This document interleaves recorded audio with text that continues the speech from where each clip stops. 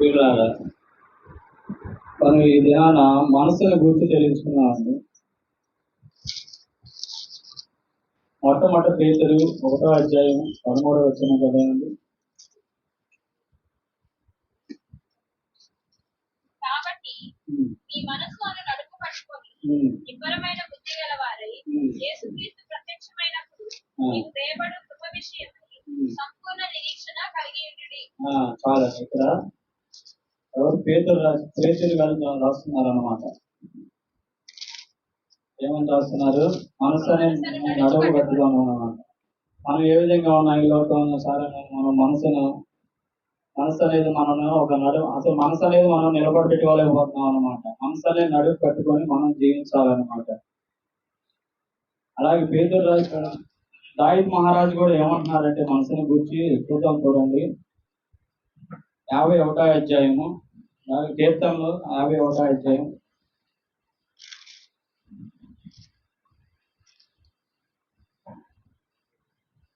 9వ వచనం 10వ వచనం. నా దోషములన్నిటిని తుడిచివేయుము దేవా, నా యందు శుద్ధ హృదయము కలగజేయుము, నా అంతరంగంలో స్థిరమైన మనసు నూతనముగా పుట్టించుము. చూడండి ఏమంటున్నాడు దావీదు మహారాజు ఏమంటున్నాడంటే, దేవా నా యందు శుద్ధ హృదయము కలగజేయుము, నా అంతరంగములో స్థిరమైన మనసు నూతనముగా పుట్టించు. ఇక్కడ దావీదు మహారాజు సైతం ఏమన్నాడంటే మనస్సుని స్థిరంగా ఉంచుకోవాలన్నమాట. మనసు స్థిరంగా లేకపోతే ఇప్పుడు మన మనసు ఏదో ఉంటుందండి, లోకానుసారంగా దేని మీద ఉంటుంది? మనకి బంగారం మీద, ధనం మీద, ఇంకా అనేక వాటి మీద ఉంటుంది, కానీ మనం దేవుని మీద మనసు నిలిపే వారంగా ఉండలేదు అనమాట. ఇక్కడ దావీదు మహారాజు సైతం ఏమంటాడంటే, అయా నీ యందు శుద్ధ హృదయం నా యందు శుద్ధ హృదయం కలుగజేయి, నా అంతరంగములో స్థిరమైన మనసును నూతనముగా పుట్టించమన్నాడు అనమాట. అంటే మనము పైకి చేస్తున్నాం కానీ లోపల హృదయంలో దేవుని ఎదుట మనం స్థిరంగా ఉండలేకపోతున్నాం అనమాట. ఎందుకంటే ఈ లోకానుసారంగా జీవిస్తున్నాం కాబట్టి మనం పైకి ఆచారాలు అలవాటుగా వెళ్తున్నామే కానీ మనసులో హృదయంలో నూతనం అది మన హృదయంలో ఆలోచన తలంపులు మార్చుకోలేకపోతున్నాం అనమాట. మనం మన హృదయాలు, మన ఆలోచనలు, మన తలంపులు మార్చుకోవాలన్నమాట. అలాగే సొలొమోను జ్ఞాని కూడా అంటున్నాడు, చూడండి సామెతల గ్రంథము. సొలొమోను జ్ఞాని కూడా చెప్తున్నాడు అనమాట మనసుని గురించి. 25వ అధ్యాయము 28వ వచనం చదవండి.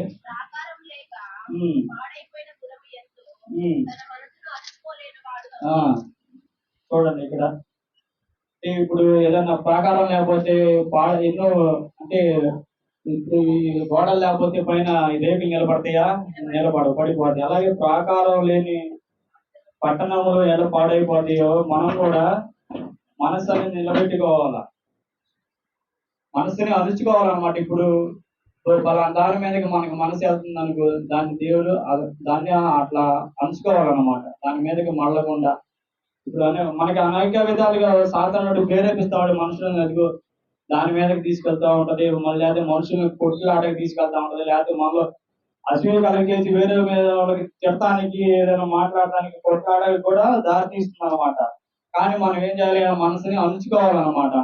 మనం మనసులో అణుచుకున్నట్లయితే ఇక జ్ఞాని మటుకి సొలొమోను జ్ఞాని చెప్తున్నాడు అనమాట, మన మనసుని అణుచుకోవాలి.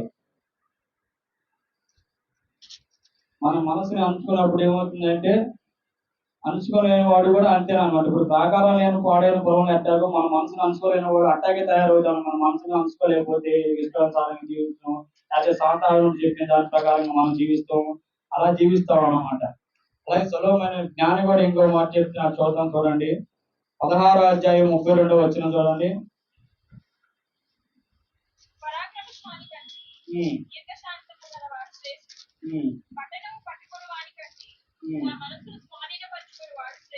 చూడండి మనసుని మనం పట్టుకోవాలన్నమాట. మనసును పట్టుకున్నవాడు ఎలా ఉంటాడు? శ్రేష్టంగా ఉంటాడు అన్నమాట. ఇక్కడ పరాక్రమశాలి అంటే బలవంతుడు కన్నా దీర్ఘశాంతం గలవాడు శ్రేష్ఠుడు. ఇప్పుడు నాకు ఎంతో బలం ఉందని అని చెప్పి మనం ఎవరో వీగితే కూడా ఏం పనికిరాదు అనమాట. దీర్ఘశాంతం గలవాడు శ్రేష్ఠుడు అనమాట. పట్టణమును పట్టుకుని వాడి కంటే తన మనసును స్వాధీనం పరచుకునే వాడు శ్రేష్ఠుడు. ఇప్పుడు మనం ఈ లోకానుసారంగా జీవించే దానికన్నా మనం దేవుని యందు భయభక్తి, దేవుని ఆజ్ఞలకు లోబడి జీవించేవారు ఎలా ఉంటారంటే తన మనసును స్వాధీనపరచుకొని శ్రేష్టంగా ఉంటాం మనం. మనం ఇప్పుడు దేవుని ఆజ్ఞలను తృణీకరించినప్పుడు ఏ విధంగా ఉంటాం, దేవుని ఆజ్ఞలకు లోబడి జీవించినప్పుడు ఏ విధంగా ఉంటాం, శ్రేష్టంగా ఉంటాం అన్నమాట. అలా శ్రేష్టంగా ఉండేవారుగా ఉండాలి మనం. ఇలాగే దానియేలు గ్రంథం కూడా ఒకసారి చూడండి.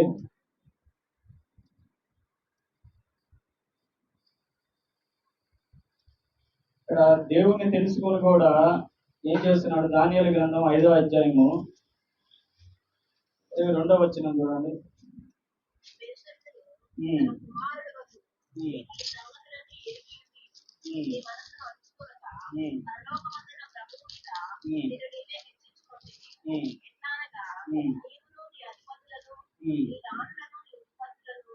దేవుని ఆలయ సంబంధమైన ఉపకారులలో నాగవల్లని వాటిని తెచ్చి వాటితో తాగుచు చూడనైనను విననైనను గ్రహింపనైనను చేతకాని వెండి బంగారం ఇత్తడి కర్ర రాయి అను వాటికి చేయబడిన దేవదూతలు ప్రాణము నీ సకల మార్గము ఏ దేవుని వశమై ఉన్నదో ఆయన నీకు బలపరచలేదు. చాలు. ఇక్కడ దేవుడు వెలిగేజర్ ఏం చేస్తున్నాడు, దేవుడి గురించి తెలిసి కూడా ఏం చేస్తున్నాడంటే బంగారం రాగిని ఇత్తడిని ఒక విగ్రహంగా మలుచుకొని దానికి నొక్కుతున్నాడు అనమాట. 22వ అధ్యాయం చదువుతున్నాం ఒకసారి. 5:22. అతని కుమారుడు ఒక సంగతి అంతయు ఎరిగి నీ మనసును అణుచుకొనక పరలోకమందున ప్రభువు మీద నిన్ను నీవే హెచ్చించుకొంటివి.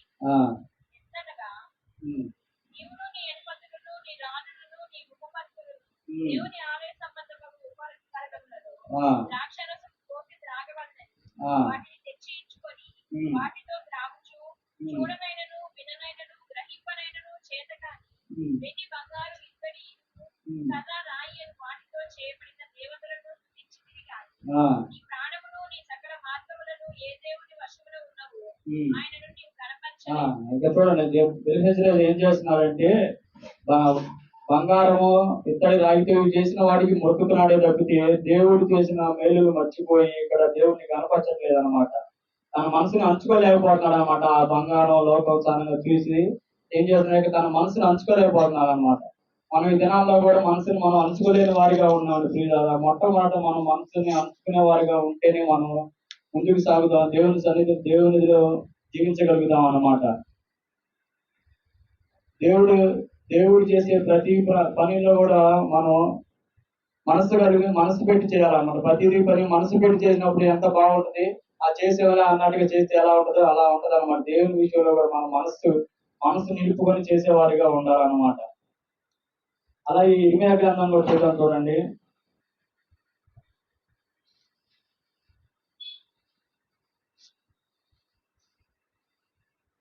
ఇర్మియా గ్రంథము 17వ అధ్యాయము 9-10 వచనాలు చదువుకున్నాం.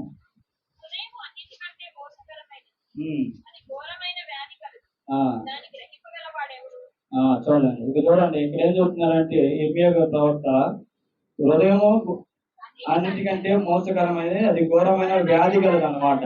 అంటే మన హృదయమే అన్న మనం చెడగొట్టేది చేసేది కూడా మన హృదయాన్ని అంచుకున్నప్పుడు మనం ఆరోగ్యంగా కూడా ఉంటామండి ప్రియులారా. ఇక్కడ అన్నిటికంటే మోసకరమైనది హృదయమే.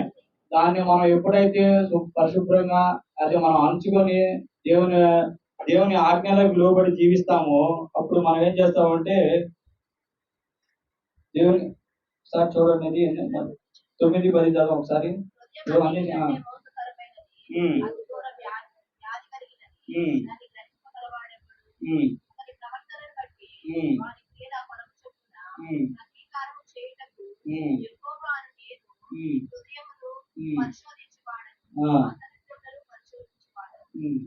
చూడండి ఇక్కడ మన దేవుడు మన హృదయాన్ని అంతరంగాన్ని కూడా పరిశీలి హృదయ రహస్యాలు ఎరిగిన దేవుడు అండి. తెలుసుగా మన హృదయ రహస్యాలు ఎరిగిన దేవుడు మనం హృదయాన్ని పరిశోధించి తెలుసుకుంటున్నాడు అనమాట. మనం ఎలా ఉన్నామో ఏం చేస్తున్నామో మనకి దేవుడికి ప్రతి ఒక్కటి తెలుసు కాబట్టి మనం ఏం చేయాలంటే హృదయాన్ని మొత్తం మనం మనసుని అంచుకోవాలన్నమాట. హృదయ శుద్ధి గల వారి ధన్యులు, వారికి దాని దేవుని చూశారు అన్నారు. మన హృదయంలో కూడా ఎంతో మన హృదయాన్ని శుద్ధంగా ఉంచుకున్నప్పుడైతే మనం దేవుని చూసేవారిగా ఉంటామండి. అలాగే యోబు కూడా, యోబు ప్రవక్త యోబు గారు ఏం చెప్తున్నారంటే, యోబు కూడా ఎంతో, అంటే తను ఆస్తిని అంతను పోగొట్టుకుని చేశాడు, తన అక్కాచెల్లెలు అందరిని పోగొట్టుకున్నాడు. కానీ ఇక్కడ ఏం చేస్తున్నాడంటే యోబు గారు నోటి మాటతో కూడా పాపం చేయలేదన్నమాట. అంటే తన మనసుని ఎంత అణుచుకోబట్టేగా నోటి మాటతో కూడా పాపం చేయకుండా ఉన్నాడు. అలా కూడా మనము నోటి మాటతో కూడా పాపం చేయకుండా మన మనసును అంచుకునే వారిగా ఉండాలన్నమాట. మన మనసుకి పగ్గం అనేది ఉంచుకోవాలన్నమాట. మన మనసుకి పగ్గం అనేది ఉంచుకున్నప్పుడు దేవుని వస్తువులు ఉంటాయి కాబట్టి మన పగ్గాలు దేవుని సన్నిధిలోకి అప్పచెప్పాలి. అప్పుడు దేవుడు మన పగ్గాలను దేవుడికి అప్పచెప్పి నడుపుతూ దేవుడు ఎంతో ఇచ్చేస్తాడు. మనకు మొట్టమొదటి మనకు స్థిరమైన మనసు కలిగి ఉండేవారిగా మనం ఉండాలి ప్రియులార. అలాగే స్థిరమైన మనసు కలిగి ఉండాలన్నమాట. ఈ స్థిరమైన మనసుని నూతనముగా పుట్టించమని మనకి ఎప్పటికప్పుడు కొత్తగా, అంటే ఈసారికి ఇది కాదులే అన్నట్టుగా ఉండే ఇప్పటికప్పుడు దేవుని సన్నిధిలో మనం కొత్తగా జీవించాలన్నమాట. నూతనంగా పుట్టిస్తారన్నమాట. దేవుని సన్నిధిలో మనం మనసు నిలిపినట్టయితే మనకి ప్రతిదీ కొత్తగా జీవించేలాగా చేస్తారన్నమాట. ఈ యొక్క వాక్యాన్ని దేవుడు దీవించును గాక. ప్రార్థన చేసుకున్నాం. మహాపరిశుద్ధురా, మహోన్నతురా నాయన, నీ ఘనమైన నామానికి వందనాలు, స్తోత్రాలు నా ప్రభు. అయ్యో ప్రభు, మనసు అనేది నా ప్రభు మొట్టమొదటి మేము నిలుపుకోవాలిగా నా ప్రభు. అయ్యా నీ పైన నిలుపుకున్నప్పుడేగా ప్రభు మేము ఎన్నో అద్భుత కార్యాలు, ఆశ్చర్యకార్యాలు చూస్తాం నా ప్రభు. అయ్యా మనసుని నడుము కట్టుబడి మాకు సహాయం దయచేయమని అడుగుతున్నాం నా ప్రభు. అయ్యో ఇక ప్రభు మనం అడియాసలు కలిగి జీవిస్తున్నాను కూడా మీరు సెలవిస్తున్నారు నా ప్రభు. అయ్యా అదిగో ఈ లోకానుసారంగా ఎన్నో ఆశలు ఆచార అలవాట్లలో జీవిస్తున్నాం నా ప్రభు. మా మనసుని నీపై నిలపలేకపోతున్నావు నా ప్రభు. అయ్యా ఇగో లోకం వెండి బంగారాల కోసం వాటి కోసం యూజ్ చేస్తున్నాం కానీ ప్రభు, మీరు మా కొరకు సిలువలో కాసిన రక్తాన్ని కోసమే మేము పాల్గొనలేకపోతున్నాం నా ప్రభు. నీ పైన మేము మనసు నిలపలేకపోతున్నాం నా ప్రభు. అయ్యా దయతో మమ్మల్ని ఒకసారి క్షమించమని అడుగుతున్నాను ప్రభు. అయ్యా ఇకనైనా నా ప్రభు స్థిరమైన మనసులు మాకు దయచేయమని అడుగుతున్నాను ప్రభు. అయ్యా ఈ సన్నిధానంలో కూర్చున్న ప్రతి ఒక్కరికి నీకు జ్ఞాపకం చేసుకున్నా ప్రభు. అయ్యా ఈ యొక్క మధ్యాహ్న కాలశ్రమంలో మీ పైన మనసు నిలిపే వారిగా మాకు సహాయం దయచేయమని అడుగుతున్నాను ప్రభు. అలాగే నీకు చెప్పబోతున్న బిడ్డని కూడా మీరు ఒకసారి జ్ఞాపకం చేసుకుంటున్నా ప్రభు. ఈ ఆరాధన ఆది అంతవరకు మీరే తోడే నడిపించమని, దృష్టిని లైపరచమని యేసుక్రీస్తు అతి పరిశుద్ధ నామములో ప్రార్థించి వేడుకుంటున్నాం తండ్రి. నెక్స్ట్ మన బాబుడు గారు యశ్వంత్ గారు చెప్తారు.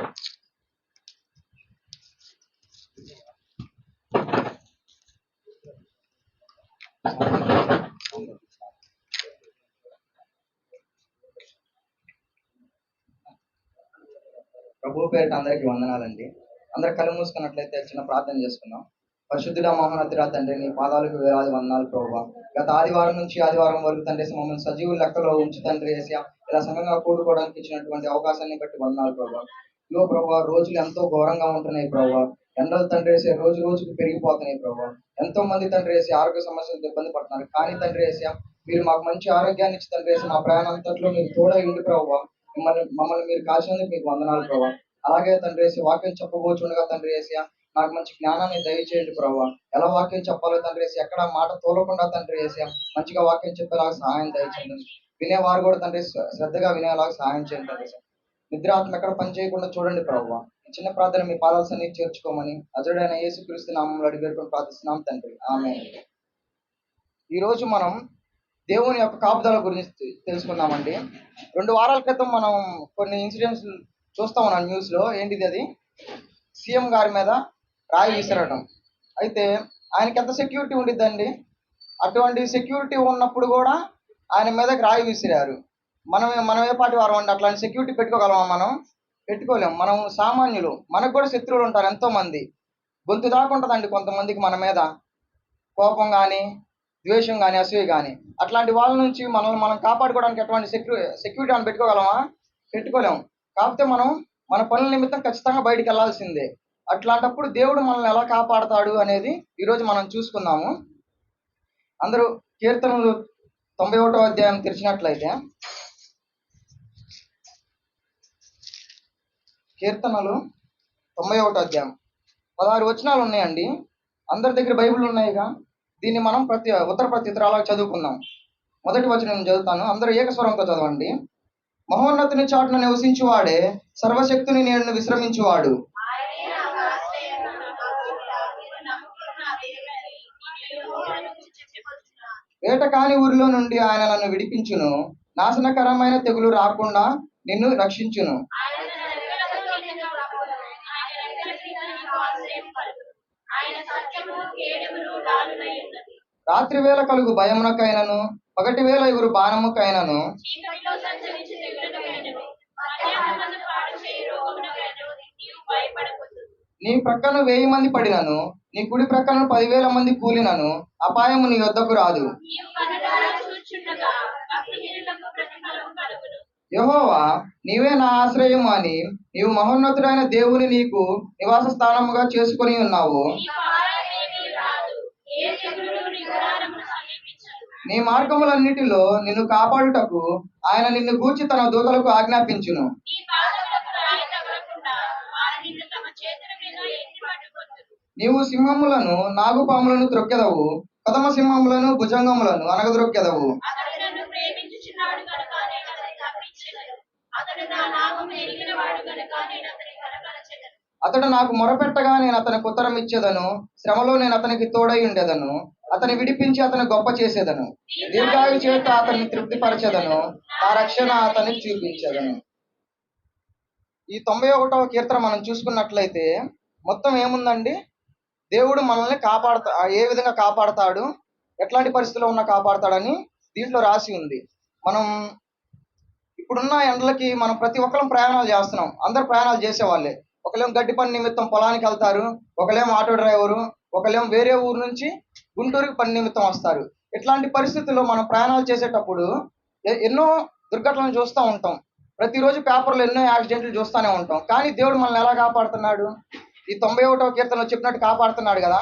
ఇంత భయంకరమైన ఎండల్లో కూడా అసలు బయటికి మనం అడుగు పెడితే చాలు ఎట్లా ఉంటుంది? ఒక చోట నేను చూస్తే తారు కూడా ఉడికిపోతున్న బుడగలాగా వస్తుంది. అంత ఎండలో కూడా దేవుడు మనల్ని కాపాడుతున్నాడు అంటే అంత గొప్ప దేవుడు మనవాడు. అయితే బైబిల్లో కూడా తన పిల్లల్ని దేవుడు ఎలా కాపాడుకున్నాడు అనేది కొన్ని రెఫరెన్స్లో మనం చూద్దాం. యెహోషువ గ్రంథము మొదటగా ఇక్కడ ఏంటంటే 91వ కీర్తన 2వ వచనం చూడండి. ఆయనే నాకు ఆశ్రయము, నా కోట, నేను నమ్ముకుని నా దేవుడని మన గురించి చెప్పుచున్నాను. ఇక్కడ దేవుడు ఏమన్నాడు? ఆయన మన కోట అంట, మనం నమ్ముకున్న మన దేవుడు. ఆయన్ని మనం ఆశ్రయంగా తీసుకుంటే ఆయన మనల్ని ఎలా కాపాడుతాడో ఒకసారి చూద్దాము. యెహోషువ గ్రంథము 6వ అధ్యాయం 5వ వచనం తెరవండి. మానక ఆ కొమ్ములతో వారు ధ్వని చేయుచుండగా కేకలు వేయవలెను. అప్పుడు ఆ పట్టణ ప్రాకారము కూలును గనుక. చాలండి. ఇక్కడ మనకి ఒక ప్రాకారం గురించి చూపిస్తున్నాడండి. ఇప్పుడు మనం ఇందాక వచనంలో మనం చూసుకున్నట్లయితే ఆయన మన కోట అంటున్నాడు. ఇప్పుడు మనం మనుషులు నిర్మించిన కోటలు ఎన్నో చూసామండి. గోల్కొండ కోట చూసే ఉంటారు అందరూ. దానికి ఏముండిద్దండి? గట్టి ప్రాకారం ఉంటుంది. ఏ కోటకైనా ప్రాకారం ఉంటేనే ఆ కోట దుర్భేద్యంగా ఉంటుంది. ఎవరు దాంట్లో రాలేరు, శత్రువులు. అదే ఆ ప్రాకారం కూలిపోతే శత్రువులందరూ ఈజీగా లోపలికి వచ్చేస్తారు, ఆ రాజ్యం ఓడించబడిద్ది. అయితే ఇక్కడ మనకి ఒక ప్రాకారాన్ని చూపిస్తున్నాడు. ఏమన్నాడు దాంట్లో? చదవండి ఒకసారి, మరి ఒకసారి.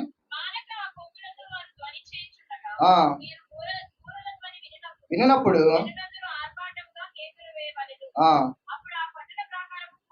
కనుక చూశారు. ఇక్కడ మనుషులు నిర్మించిన కోట గురించి ఇక్కడ దేవుడు మనకి చూపిస్తున్నాడు. ఆ కోట ప్రాకారం ఎలా కూలిపోయిద్దంట? వీళ్ళు కేకలు వేస్తే కూలిపోయిద్దంట. ఒకసారి అది ఎట్లా కూలిపోయిందో లేదో చూద్దాం. 20వ వచనం చూడండి. 20వ వచనం, 6వ అధ్యాయం 20వ వచనం. ఆ బోర్ వినినప్పుడు కేకలు వేయగా ప్రాకారము కూలేను. చాలండి. చూసారు ఇక్కడ ఇందాక ఏం చెప్పబడింది? కేకలు వేస్తే కూలిద్ది అన్నారు. ఇక్కడ కూలిందా లేదా? మనుషులు కట్టిన ప్రాకారాలు కేకలు వేస్తేనే కూలిపోయినాయి. దేవుడు మనకు కాపుదల ఉంటున్నాడని ఇందాక వచనంలో చూసుకున్నాం. తన కోట, మన కోట అని. అదే దేవుడు ప్రాకారం ఎలా ఉంటుందో ఒకసారి చూద్దాము. 2వ రాజుల గ్రంథము 6వ అధ్యాయం చూడండి. 14వ వచనం నుంచి 17వ వచనం వరకు.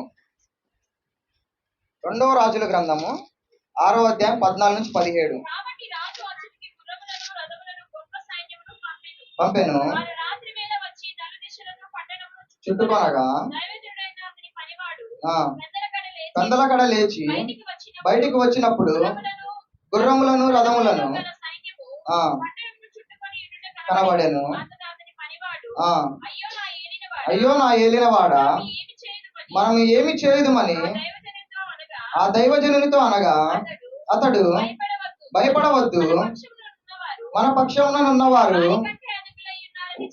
వారికంటే అధికులై ఉన్నారని చెప్పి యెహోవా వీడు చూచినట్లు ఆ ప్రార్థన చేయగా కనుక వాడు ఎలీషా చుట్టూను ఆ చూచెను. చాలండి అక్కడ వరకు. ఇక్కడ ఎలీషా చుట్టూ ఎటువంటి ప్రాకారం ఉందండి? అగ్ని రథములను, అగ్ని గుర్రములను, పర్వతములను. ఇప్పుడు ఇట్లాంటి ప్రాకారాన్ని ఎవరన్నా కూల్చగలరా? అది ఎవరు కనపడదు. ఇప్పుడు ఆ పని మనిషికి కూడా కనపడలేదు. దేవుడు తన కళ్ళు తెరిచేదాకా ఆ పని మనిషికి కనపడలేదు. కనపడిన ప్రాకారాన్ని ఎవరన్నా కూల్చగలరా? కూల్చలేరు. దేవుడు అట్లాంటి ప్రాకారాన్ని మన చుట్టూ ఏర్పరుస్తాడు. ఇందాక మనం చూసాం, మనుషులు ఏర్పరిచిన ప్రాకారాలు ఏమైనాయి? కేవలం కేకలు వేస్తే కూలిపోయినాయి. కానీ ఇక్కడ దేవుడు ఏర్పరిచిన ప్రాకారం ఎవరన్నా దీన్ని కూల్చగలరా? అట్లాంటి ప్రాకారాన్ని దేవుడు మన చుట్టూ ఏర్పరిస్తే ఏ ఆపదైనా మనల్ని టచ్ చేయగలదా అండి? టచ్ చేయలేదు. ఇటువంటి ప్రాకారాన్ని దేవుడు మనకి అంటే తన బిడ్డల చుట్టూ ఏర్పరుస్తాడు. అలాగే ఇంకో విషయాన్ని మనం చూసుకుందామండి. కీర్తనలు 91వ అధ్యాయం 3వ వచనం ఒకసారి చూడండి. దాన్ని పాయింట్ గా పెట్టుకోండి. 91వ అధ్యాయాన్ని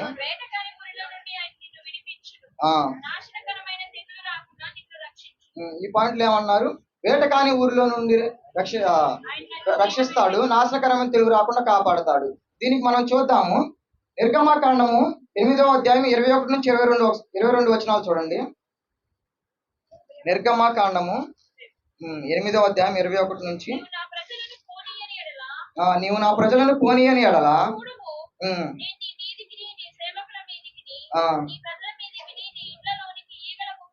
పంపేదను నిండియుడును.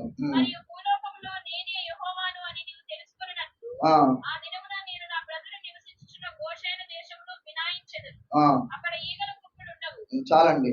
ఇక్కడ ఏం చేస్తున్నాడు దేవుడు? ఐగుప్తులు ఉండే ఇళ్లలో ఈగల గుంపు వస్తుందంట. కానీ గోషేను ప్రాంతంలో ఈగల గుంపు కాదు. ఎందుకు? గోషేను ప్రాంతంలో ఉన్నది ఎవరు? దేవుని బిడ్డలు, ఇశ్రాయేలీయులు. అందుకని ఇక్కడ దేవుడు అక్కడ ఫరో గారికి నేను దేవుడిని నిరూపించుకోవడానికి ఏం చేస్తున్నాడు? ఐగుప్తీయులు ఉండే ఇళ్లలోకి మాత్రం ఈగల దండుని రప్పిస్తున్నారు. కానీ గోషేను ప్రాంతంలో ఎటువంటి ఈగల గుంపు లేదు. ఇందాక మనం చూసుకున్నాం 91 అధ్యాయం. నాశనకరమైన తెగులు రాకుండా ఇక్కడ చూసారా? వేటకాని ఊరిలో నుండి, అది మొత్తం చదవండి.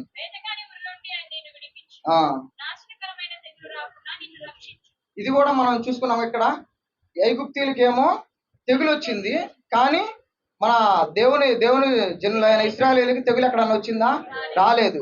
అలాగే ఇంకోటి కూడా చూడండి. నిర్గమాకాండం 9వ అధ్యాయం 3 నుంచి 4.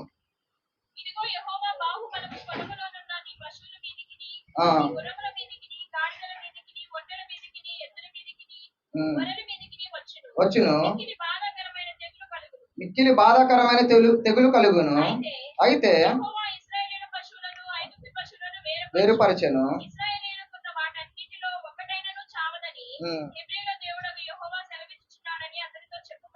చాలండి. ఇక్కడ చూసారా? మళ్ళీ ఐగుప్తీయుల యొక్క పశువులకి వాటికి తెగులు వస్తుంది. గుర్రాలకి, ఎద్దులకు కానీ ఏమైతే ఉన్నాయో వాటన్నిటికీ మిక్కిలి బాధాకరమైన తెగులు కలుగును. అయితే యెహోవా ఇశ్రాయేలు పశువులను ఐగుప్తుల పశువులను వేరుపరిచెను. ఇశ్రాయేలు పశువులకి ఏమన్నా తెగులు వచ్చిందా? రాలేదు. ఓన్లీ కేవలం ఐగుప్తు ప్రజలకు వాటి పశువుల వరకే వచ్చింది. ఐగుప్తులు ఇశ్రాయేలీలు ఎంతో దూరంలో లేరండి, పక్క పక్కనే ఉంటారు ఇక్కడ. కానీ దేవుడు తన ప్రజల్ని ఎంత వేరుపరుచుకున్నారో చూసాం కదా. ఇందాక మనం 91 వచనం చదువుకున్నట్టు ఇక్కడ జరిగింది కదా. అలాగే ఇంకో దాంట్లో కూడా మనం చూద్దాము. 9వ అధ్యాయం 18వ వచనము. 18.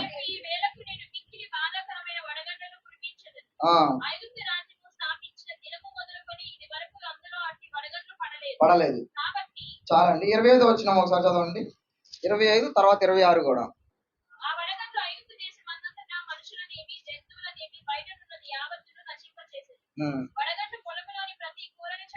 చెడగొట్టాను, విరగొట్టాను. చాలండి. ఇక్కడ ఏం జరుగుతుంది? ఐగుప్తీయుల ఇళ్లలో ప్రతి ఇండ్లలో పొలంలో వడగండ్లు పడ్డాయి. ఐగుప్తులు ప్రతి ఒక్కరు ఇబ్బంది పడ్డారు. కానీ 26వ వచనం చూసారా? అయితే ఇశ్రాయేలీయులున్న గోషేను దేశంలో మాత్రం వడగండ్లు పడలేదు. దేవుడు వాళ్ళ పిల్లల్ని ఎట్లా కాపాడుకున్నారు ఇక్కడ చూసాం కదా. ఇశ్రాయేలీయులు ఉన్న దగ్గర వడగండ్లు అసలు పడలేదంట. మనం ప్రతి ఒక్కరితో ఇక్కడ మన సోదరులతో కలిసి మనం బయటికి వెళ్తూ ఉంటాం. అంత ఎండలో ఎంతో మందికి మనం వినే ఉంటాం. కరోనా టైంలో మన సోదరులకి చాలా, మన ఫ్రెండ్స్కి కానీ ఎంతో మందికి కరోనా వచ్చింది. కానీ మనం దేవుని పిల్లలు, మనకి ఎవరికైనా ఈ చర్చిలో ఉన్న ఎవరైనా కరోనాతో ఇబ్బంది పడ్డారా? ఇబ్బంది పడలేదు. ఎందుకు? దేవుడు ఇక్కడ వాళ్ళ నుంచి మనల్ని వేరుపరిచారు. ఎందుకని? మనం దేవుడి బిడ్డలం అని. అలాగే 10వ అధ్యాయం చూడండి, 21 నుంచి 23 వచనాలు. అతడు యెహోవా మోషేతో, ఆ, ఆకాశము వైపు నీ చెయ్యి చాపుము, ఐగుప్తు దేశం మీద చీకటి చేతికి తెలియనంత చీకటి కమ్మును.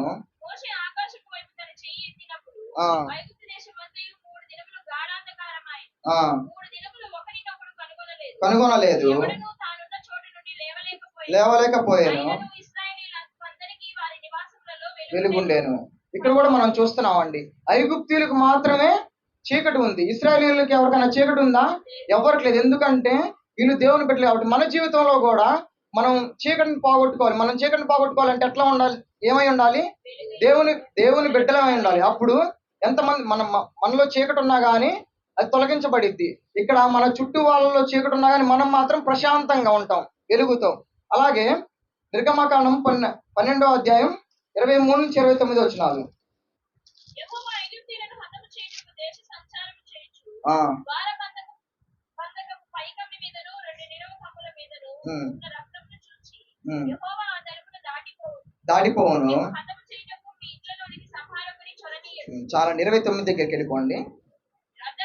అర్ధరాత్రి వేళ జరిగింది ఏమనగా, సింహాసనం మీద కూర్చున్న ఫరో మొదలుకొని ఆ, చెరసాలలోనున్న ఖైదీ ఖైదీ యొక్క తొలి పిల్ల వరకు ఉమ్, ఐగుప్తు దేశమందరి తొలి పిల్లలనందరినీ, పశువుల తొలి పిల్లలన్నిటినీ యెహోవా హతము చేశాను. ఆ రాత్రి చదవండి.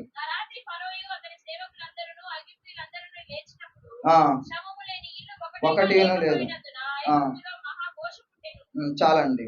ఇక్కడ ఏమన్నారు? 23వ వచనంలో చూసుకున్నట్లయితే దేవుడు ఏం చేస్తున్నాడు? ఐగుప్తీయుల యొక్క తొలిచూలు పిల్ల ప్రతి ఒక్కరిని, పశువులది కానీ మనుషులది కానీ ప్రతి ఒక్కరు చనిపోతారని చెప్పారు. కానీ అదే తెగులు ఇక్కడ గోషేను ప్రాంతంలో అంటే ఇశ్రాయేలు ప్రజల మీద రాకూడదంటే వాళ్ళు ఏం చేశారో చూడండి. ద్వారగంధపు పైకమ్మి మీదను 2 నిలువు కమ్ముల మీదను ఉన్న రక్తమును చూచి యెహోవా ఆ తలుపును దాటిపోయాను. ఆ రక్తం ఏంటనుకున్నారండి?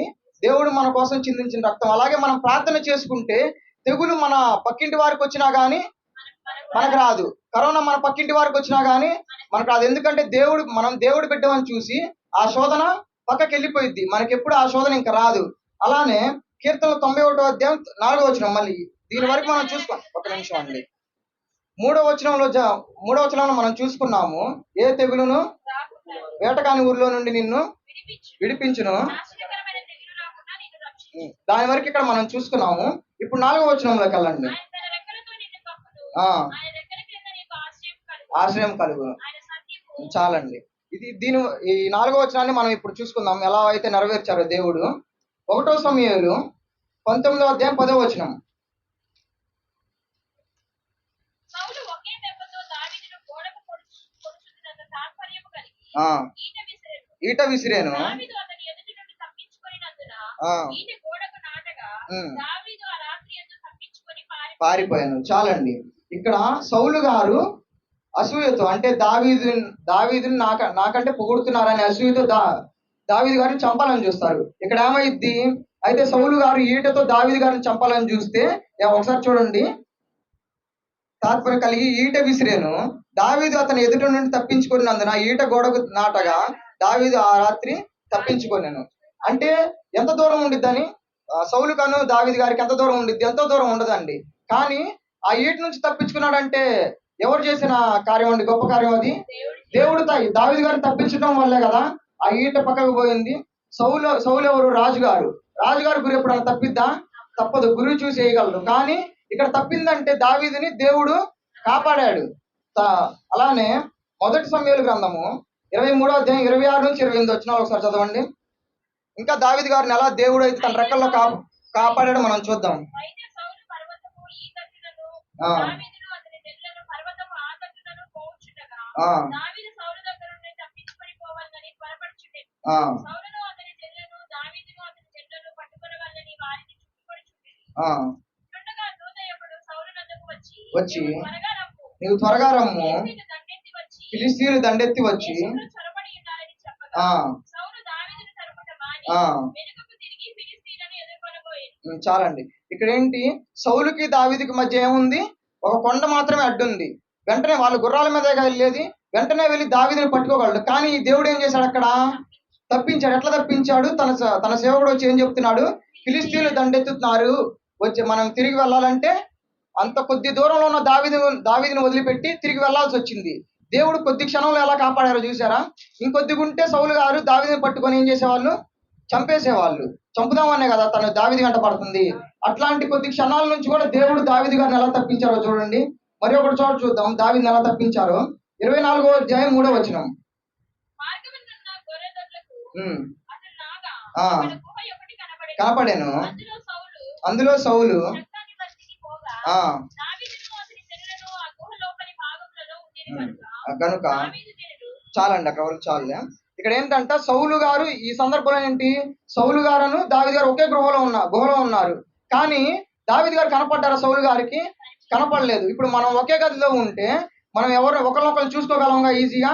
కానీ ఇక్కడ దేవుడు ఏం చేశారు, తన రెక్కల కింద దావీదుని కాపాడారు. లేకపోతే సౌలు అక్కడే దావీదు గారిని చూసేవాళ్ళు, చూసి తను చంపేవాళ్ళు. కానీ దావీదు గారు ఎవరు, యేసు ప్రభు దేవుని బిడ్డ, ఎప్పుడూ దేవుని స్తుతించేవాళ్ళు. కాబట్టి ఏం చేశాడు దేవుడు, ఇక్కడ తన రెక్కల క్రింద కాచాడు. ఇక్కడ మనం 4వ వచనంలో ఏం చూసుకున్నాము, 91:4లో ఆయన రెక్కలతో నిన్ను కప్పును, ఆ. ఆయన రెక్కల కింద నీకు ఆశ్రయం ఆశ్రయం కలుగు. చూసారు దావీదు గారిని తన రెక్కల కింద ఎలా దాచారో దేవుడు, ఇక్కడ మనం చూసాం. అలాగే ఒకసారి 5వ వచనం చదవండి, 91:5. కలుగు భయమునకైనను, పగటి వేళ ఎగురు బాణమునకైనను, బాణంకైనాను చదవండి, తర్వాత కూడా చదవండి. తెగులకైనను, ఆ, అన్యాసమందు పాడు చేయు రోగమునకైనను నీవు భయపడకుందు. దీన్ని మనం చూసుకున్నాము. నిర్గమకాండం 13వ అధ్యాయము 20 నుంచి 22 వచనాలు. వారు సుక్కోతులో నుంచి ప్రయాణమై పోయి ఆ, అరణ్యము దగ్గరనున్న ఏతాములో దిగిరి వారు పగలు రాత్రి ప్రయాణము చేయనట్లుగా యెహోవా త్రోవలో వారిని నడిపించుటకై ఆ, పగటి వేళ మేఘస్తంభములోను ఉమ్, వారికి వెలిగించుటకు రాత్రి వేళ అగ్నిస్తంభములోను ఉండి వారికి ముందుగా నడుచుచూ వచ్చాను. చాలండి. చదవండి. ఆయన పగటి వేళ మేఘస్తంభములైనను రాత్రి వేళ అగ్నిస్తంభం ప్రజల ఎదుట నుండి తొలగించలేదు. ఇక్కడ ఇశ్రాయేలీయుల వారిని దేవుడు ఎలా తీసుకెళ్తున్నారు, పగటి వేళేమో మేఘస్తంభంతో, రాత్రి వేళేమో అగ్నిస్తంభంతో. మనం కూడా ఎన్నో ప్రయాణాలు చేస్తూ ఉంటాం, చీకట్లో ప్రయాణాలు చేస్తాం, కొన్ని సందర్భాల్లో భయంకరమైన ఎండలో ప్రయాణం చేస్తూ ఉంటాం. అలాంటి ప్రయాణాల్లో దేవుడు మనల్ని ఎలా కాపాడతాడు, మేఘస్తంభం లాగా. బాగా ఎండ ఉంటేనే మనకి ఆ ఎండ తగలకుండా లేదా వడదెబ్బ తగలకుండా మేఘస్తంభం లాగా దేవుడు ఉంటాడు. అలాగే రాత్రి వేళ మనం ప్రయాణిస్తే ఆ చీకట్లోనే మనకి ఎన్నో ప్రమాదాలు జరుగుతూ ఉంటాయి. కనపడక, ఎదుటెళ్ళే బండ్లు కనపడక, లేదా ఎదుటెళ్ళే ఏం వెళ్తుందో కనపడక మనం గుద్దేస్తూ ఉంటాం. అలాంటి సమయాల్లో దేవుడు ఎలా ఉంటారు, అగ్నిస్తంభంగా. అది దేవుడు తీసేస్తాడు, మన దగ్గర నుంచి తీసేయడు. ఆయన పగటి వేళ మేఘస్తంభం అయినను, రాత్రి వేళ అగ్నిస్తంభం అయినను ప్రజల ఎదుట నుండి తొలగించలేదు. ఇక్కడ మన వెస్లీ అనే వాళ్ళ కుటుంబం వారు ఉన్నారు. ఎంతో దూరం నుంచి ప్రయాణం చేస్తూ వస్తున్నారు. అంత దూరం నుంచి ఎన్నోసార్లు, ఇప్పటికి ఎన్నో ఆదివారాలు వచ్చారు, కానీ వాళ్ళకి ఏమైనా ప్రమాదం కలిగిందా, కలగలేదు. ఇక్కడ మన పాస్టర్ గారు ఉన్నారు, ఇక్కడ నుంచి కొన్ని 100 కిలోమీటర్లు మా ఊరికి వెళ్తా ఉంటారు. అంతకుముందు ప్రతి వారం వెళ్లాల్సి వచ్చేది, కానీ తను ఎంతో క్షేమంగా వెళ్ళి తిరిగి మళ్ళీ ఆదివారం మనకు వచ్చి బోధించేవాళ్ళు. ఇట్లా దేవుడు ఏంటంటే తన బిడ్డల్ని అంటే మన చుట్టూ ఎంత ప్రమాదాలు ఉన్నా కానీ దేవుడు తన బిడ్డల్ని కాపాడుకుంటానే ఉంటాడు. అలాగే 91వ అధ్యాయం, కీర్తన 91వ అధ్యాయం 7వ వచనాన్ని చూడండి. కూలినను అపాయము నీ యొద్దకు రాదు. ఈ సందర్భాలు మనం చూసుకుందాము. మామూలుగా చెప్పేస్తాను. ఇక్కడ మన దావీదు గారు, సమూయేలు గారు లేదా యెహోషువ గారు ఎన్నో యుద్ధాలు చేశారండి. యుద్ధాలు అంటే ఎట్లా ఉంటే మనకు తెలిసిందే, మనం చూస్తూనే ఉంటాం టీవీల్లో. అట్లాంటి యుద్ధాల్లో కూడా ఎంతో మంది చచ్చిపోయి ఉంటారు. కానీ ఈ మనం చెప్పుకున్న వాళ్ళు ఎవరన్నా యుద్ధంలో చనిపోయారా? దావీదు గారు కానీ, సమూయేలు గారు కానీ, లేదా యెహోషువ గారు కానీ ఎవరు యుద్ధంలో చనిపోలేదు. ఎంతో మంది యుద్ధంలో మరణిస్తూ ఉంటారు, పక్కనున్న వాళ్ళే మరణిస్తూ ఉంటారు. యుద్ధం అంటే ఎన్నో బాణాలు వేస్తూ ఉంటారు, శత్రువులు ఎటువైపు నుంచి వస్తారో మనకు తెలియదు. కానీ అటువంటి ఘోరమైన యుద్ధాల్లో కూడా దేవుడు దావీదు గారిని వీళ్ళని కాపాడినట్టు మనల్ని కూడా ఎన్నో సందర్భాల్లో కాపాడుతూనే ఉంటారు. ఇప్పుడు కొన్ని గొడవల్లో మనం వెళ్తూ ఉంటాం, కానీ ఆ గొడవల్లో మనకి ఎటువంటి గాయాలు లేకుండా దేవుడు మనల్ని కాపాడతారు. కీర్తనలు 91వ అధ్యాయం 8వ వచనం చూడండి. నీవు కనులారా చూచుచుండగా ఆ భక్తిహీనులకు ప్రతిఫలము కలుగును. ప్రతిఫలము కలుగును. యెహోవా చాలండి. కన్నులారా చూచుచుండగా భక్తిహీనులకు ప్రతిఫలం కలుగును. ఇక్కడ మనం ఇశ్రాయేలీయులను ఐగుప్తీయులను తీసుకుందామండి. ఇశ్రాయేలీయులు దేవుని బిడ్డలు, ఐగుప్తీయులు భక్తిహీనులు. వాళ్ళు ఏం చేస్తున్నారు? ఐగుప్తీయులు ఇశ్రాయేలీయుల్ని ఎంతో ఇబ్బంది పెడుతున్నారు. ఇందాక మనం ప్రతి రెఫరెన్స్ లో చూసుకున్నాం. వాళ్ళు తెగుళ్ళతో బాధపడ్డారు.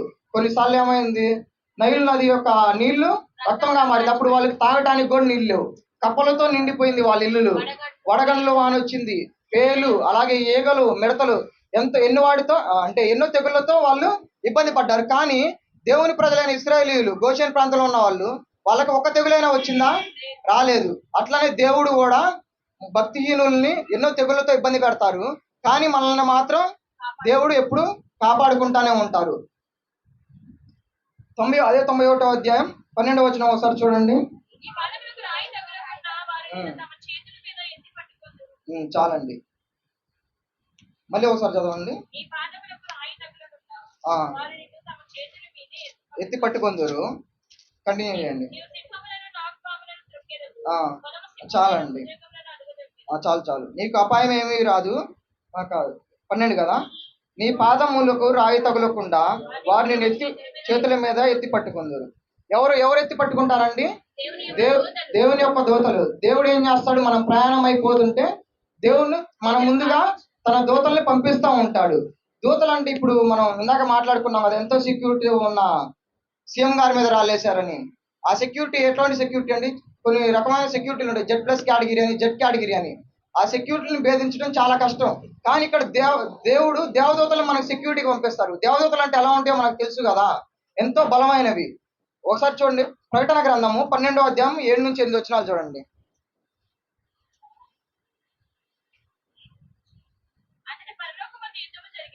పరలోకమందు యుద్ధం జరిగాను.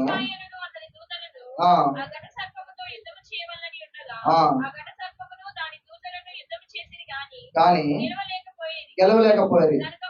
చాలండి. ఇక్కడ ఘట సర్పం అంటే సాతాను దేవదూతలతో యుద్ధం చేస్తే గెలిచిందా? గెలవలేకపోయింది. ఎందుకంటే దేవుని దూతలు అనేవి ఎంతో బలవంతమైనవి. దాంట్లో ప్రత్యేకంగా మిఖాయేలు గురించి మనం చూసుకున్నట్లయితే తను ప్రధాన దూత, యుద్ధాలు చేయడానికి ముందుంటారు తను. అటువంటి దేవదూతల్ని దేవుడు మనకి కాపలాగా పంపిస్తే ఎటువంటి ప్రమాదమైన మనల్ని ఏమైనా చేయగలిగిద్దా? అసలు ఏ ప్రమాదం మన దగ్గరికి రాదు. అటువంటి దూతల్ని మనల్ని దేవుడు పంపిస్తాడు. ఇప్పుడు కొన్ని చోట్ల మనం చూసుకుందాం. యెహోషువ గారు ఎక్కడికో యుద్ధానికి వెళ్ళబోతుంటే దూత అంట కత్తి దూసుకొని రెడీగా ఉండిద్దంట దేనికి? యుద్ధానికి వెళ్ళటానికి. అటువంటి మనకు కూడా ఇప్పుడు ఎక్కడికైనా బయలుదేరి వెళ్తుంటే ఒకసారి ప్రార్థన చేసుకుంటే ఏమైద్ది? దేవుడు తన దూతల్ని మనకు ముందుగా కాపుదలకి పంపిస్తాడు. అప్పుడు మనకి ఎటువంటి ప్రమాదం జరగదు, క్షేమంగా వెళ్ళి క్షేమంగా వస్తాము. ఇట్లానే కొన్ని ప్రయాణాల్లో మనం అంటే డిసెంబర్ అన్నా మనం అంకుల్ని దించి వస్తుంటే ప్రమాదం జరిగింది. డిసెంబర్ ఆ రోజు ప్రేయర్ అయిపోయిన నైట్ అండి, మేము అంకుల్ని కారులో ఇంటి దగ్గర దించేసి నైట్ టైం వస్తున్నాం. పొగమంచు, డ్రైవింగ్ చేస్తున్నాను. ఆ పొగమంచులో ఏం కనపట్లేదు. అయితే చేబ్రోల్ బ్రిడ్జ్ దాకా వచ్చాము. కొన్ని ఫ్రాక్షన్ ఆఫ్ సెకండ్స్ ముందే, 1 నిమిషం ముందే అనుకుంటాను, మా ముందు ఒక బండి కాలువలోకి వెళ్ళబోయింది. అదే ఆ బండి కంటే కొద్దిగా ముందు మేము ఆ బండితో పాటు స్పీడ్గా వెళ్తే ఏమయ్యేది? మేము కూడా కన్ఫ్యూజ్ అయ్యి ఏదన్నా అయ్యేది. కానీ దేవుడు మమ్మల్ని కాపాడాడు. ఎట్లా అంటే ఆ రోజు ఒక గొప్ప కార్యం చెప్పుకోవాలంటే, ఎందుకంటే ఆ పొగ మంచు వల్ల స్లోగా బానిస్తాం, లేకపోతే నైట్ అవుతుంది కదా అని స్పీడ్గా బానిచ్చేవాళ్ళం. ఆ పొగ మంచు ఉండటం వల్ల, స్లోగా బానియటం వల్ల దేవుడు ఏం చేశాడు? మా ముందెళ్ళిన దానికి జరిగిన ఆపద మాకు జరగకుండా దేవుడు కాపాడాడు. అలా కూడా ఎన్నో ప్రయాణాల్లో మనం ప్రయాణాలు చేసి ఉంటాం. ఆ ప్రయాణాల్లో మనం కూడా చూసే ఉంటాం ఎన్నో. దేవుడు విత్ ఫ్రాక్షన్ ఆఫ్ సెకండ్స్ లో మనల్ని కాపాడతాం. అలానే మనం ఏం చేయాలంటే ప్రతి ప్రయాణం జరిగే ముందు మనం ఏం చేయాలి? ప్రార్థన చేసుకుని వెళ్తే దేవుడు తన దూతను మనకు కాపుదలగా పంపిస్తాడు. కీర్తన గ్రంథం 91వ అధ్యాయం 13వ వచనం చూడండి.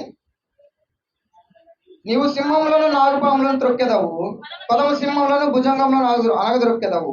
చాలండి, దీన్ని చూసుకుందాం మనము. 1వ సమూయేలు గ్రంథము 17వ అధ్యాయం 34. ఇక్కడ దావీదు గారిని మనం చూస్తున్నాము. అందుకు దావీదు సౌలుతో ఇట్లా నేను చదవండి. ఆ నా తండ్రి యొక్క గొర్రెలను కాయచున్న సింహములను ఎలుగుబంటియును వచ్చి అందులో నుండి ఒక గొర్రె పిల్లను ఎత్తుకొని పోచుండగా ఆ నేను దానిని తరిమి చంపి ఆ దాని నోటి నుండి ఆ గొర్రెను విడిపించింది. ఆ అది నా చాలండి. మీదికి రాగా చదవండి. దాని గడ్డము పట్టుకొని దానిని కొట్టి చంపింది. కొట్టి చంపింది. చాలండి. ఇక్కడ ఏమన్నారు దావీదు గారు? దావీదు గారి వయసు ఎంత అండి? తను పిల్లోడే, కానీ ఏం చేస్తున్నాడు? సింహాలని ఎలుగుబంటుల్ని చంపుతున్నాడంట. దేవుడు అంత బలం ఇచ్చి ఉంటే ఆ పని జరిగిద్దండి. దావీదు గారు ఎన్నుకున్నవాడు, తను రాజు అవ్వాలి. అట్లాంటి రాజుని దేవుడు కాపాడతా సింహాలని ఎలుగుబంటులు చంపేంతటి బలాన్ని దావీదు గారికి ఇచ్చాడు. ఇప్పుడు ఎలుగుబంట్లు ఎంత బలం ఉండిద్దో మనకు తెలుసుగా, సింహంలో ఎలుగుబంట్లు. అట్లాంటి వాటితో మనం పూర్తిగా ఎదిగిన మనిషి అయిన వాటితో పోరాడగలడా? ఎవరు పోరాడలేరు. అట్లాంటిది దేవుడు ఇచ్చిన శక్తితో పిల్లవాడైన దావీదు ఏం చేశాడు? సింహాలని ఎలుగుబంటులను చంపాడు. ఇప్పుడు మనం కూడా పొలాల్లోకి వెళ్తా ఉంటారు, అన్నయ్యను శాస్త్రి వాళ్ళు పొలం పనులు చేసేటప్పుడు అంటే పాములు వచ్చాయంట. అప్పుడు ఏం చేసేవాళ్ళు? ఎన్నో పాములు వస్తూ ఉంటాయి, పెద్ద పెద్ద పాములు మనల్ని, అంటే తాజు పాములు ఉంటాయి. అవి కాటేయకుండా దేవుడు ఏం చేస్తాడు? మనల్ని కాపాడతాడు. ఇప్పుడు ఎన్నో సందర్భాల్లో పొలంకి వెళ్ళి పాము చేత కాటు వేయబడి చనిపోయిన వాళ్ళు కూడా ఉంటారు. కానీ మనకి ఏమైనా అయిందా? ఎవరికి ఏమి కాదు, మనమే ఆ పాముల్ని చంపేస్తున్నారు మీరే. అటువంటి దేవుడు కాపుదల మీకుండబట్టే కదా మీరు అట్లా చేయగలుగుతుంది. లేదంటే మనం కూడా ఏమయ్యేది? అటువంటి పాములతో కాటేపించుకునే వాళ్ళం. ఒకసారి దానియేలు గ్రంథం తెరవండి. దానియేలు గ్రంథం 6వ అధ్యాయం 16వ వచనం. అంతట రాజు ఆజ్ఞయిగా వన్రోతులు దానియేలును పట్టుకొని పోయి ఆ సింహముల గుహలో ఆ పడద్రోయగా రాజు నీవు అనుదినము తప్పక సేవించుచున్న నీ దేవుడే నిన్ను రక్షించునని దానియేలుతో చెప్పాను. చాలండి. ఇక్కడ ఏం చేశారు? దానియేలు గారిని సింహం గృహంలో వేశారు. ఏమైంది? సింహాలు తను ఏమైనా తినేసినాయా? తన దగ్గరకు కూడా రాలేదు, సైలెంట్ గా అట్లానే ఉండిపోయింది. అప్పుడు రాజుగారు ఏమంటున్నారు చూడండి, నీ దేవుడే రక్షించని దానియేలుతో చెప్పారు. అక్కడ దేవుని నమ్మని రాజుగారే ఏమన్నారు? నీవు అనుదినం సేవించున్న నీ దేవుడు నిన్ను రక్షించిన అన్నాడు. సింహాలు ఉన్న గృహలోకి వెళ్తే ఏమైద్ది? మనం చూసాం న్యూస్ లో అంతకు ముందు. జూకి వెళ్ళి పులి బోన్లో పడితే ఏమైంది? తనకి పులి ఊరుకుందా? తలని పట్టుకొని తీసుకువెళ్ళి చంపేసింది. ఎన్నో తిరుమలలో కూడా మనం ఎన్నో సందర్భాలు చూసాం, చిరుత పిల్లల్ని తీసుకెళ్ళటం. కానీ ఇక్కడ సింహాలు అంటే ఎట్లా ఉంటాయి? ఎంతో బలమైనవి, అడవికి రాజు. అట్లాంటి రాజులు ఏమవుతున్నాయి? ఇక్కడ దానియేలు ముందు సైలెంట్గా ఉంటున్నాయి. దానికి కారణం ఎవరండి? దానియేలు వెనకున్న దేవుడు. ఇప్పుడు మనం కూడా అట్లాంటి సింహాల నుంచి కాపాడిన దేవుడు మనల్ని కాపాడలేడు, ఇట్లాంటి మనుషుల నుంచి కాపాడగలడు ఖచ్చితంగా. అలాగే ఈ సందర్భం తర్వాత దానియేలు మీద ఎవరైతే నింద మోపి ఇలా సింహం గృహలో వేస్తే వాళ్ళని మళ్ళీ తిరిగి వచ్చి సింహం గృహలో వేసి ఏమైంది? సింహాలు ఏం చేసినాయి? వాళ్ళని లోపల వేయక ముందే ఎముకల్ని సహితం పగలగొట్టుకొని అంతగా రెచ్చిపోయినాయి. దానియేలు గారికి వీళ్ళకి మనం ఎంత డిఫరెన్స్ చూస్తున్నాం. దానియేలు గారు దేవుని యొక్క బిడ్డ, కానీ వీళ్ళెవరు? లోకానుసారంగా జీవించేవాళ్ళు. అట్లాంటి వారి సింహాలు చూసారా ఏం చేసినాయి? వెంటనే వాళ్ళు లోపల ప్రవేశించక ముందే వాళ్ళని తినేసినాయి. కానీ దానియేలు గారిని ఒక రోజంతా ఉన్నారు వాటితో, కానీ ఏం చేయలేకపోయి. అలానే దేవుడు మనల్ని కూడా కాపాడతాడు. అలానే కీర్తనలు 9వ అధ్యాయం 14 నుంచి 16 వచనాలు ఒకసారి చదవండి. అతను తప్పించేదను, గణపరిచేదను, మొరపెట్టగా నేను అతనికి ఉత్తరం ఇచ్చేదను, గొప్ప చేసేదను. చాలండి. దీర్ఘాయు చేత తృప్తిపరచేదని అంటున్నాడు. దీన్ని మనం చూసుకుందాం. దానియేలు గ్రంథం 3వ అధ్యాయము 19వ వచనం చూడండి. 3:19. అందుకు నెబుకద్నెజరు విషయములలో వికారమాయను కనుక ఆజ్ఞ ఇచ్చాను. చదవండి.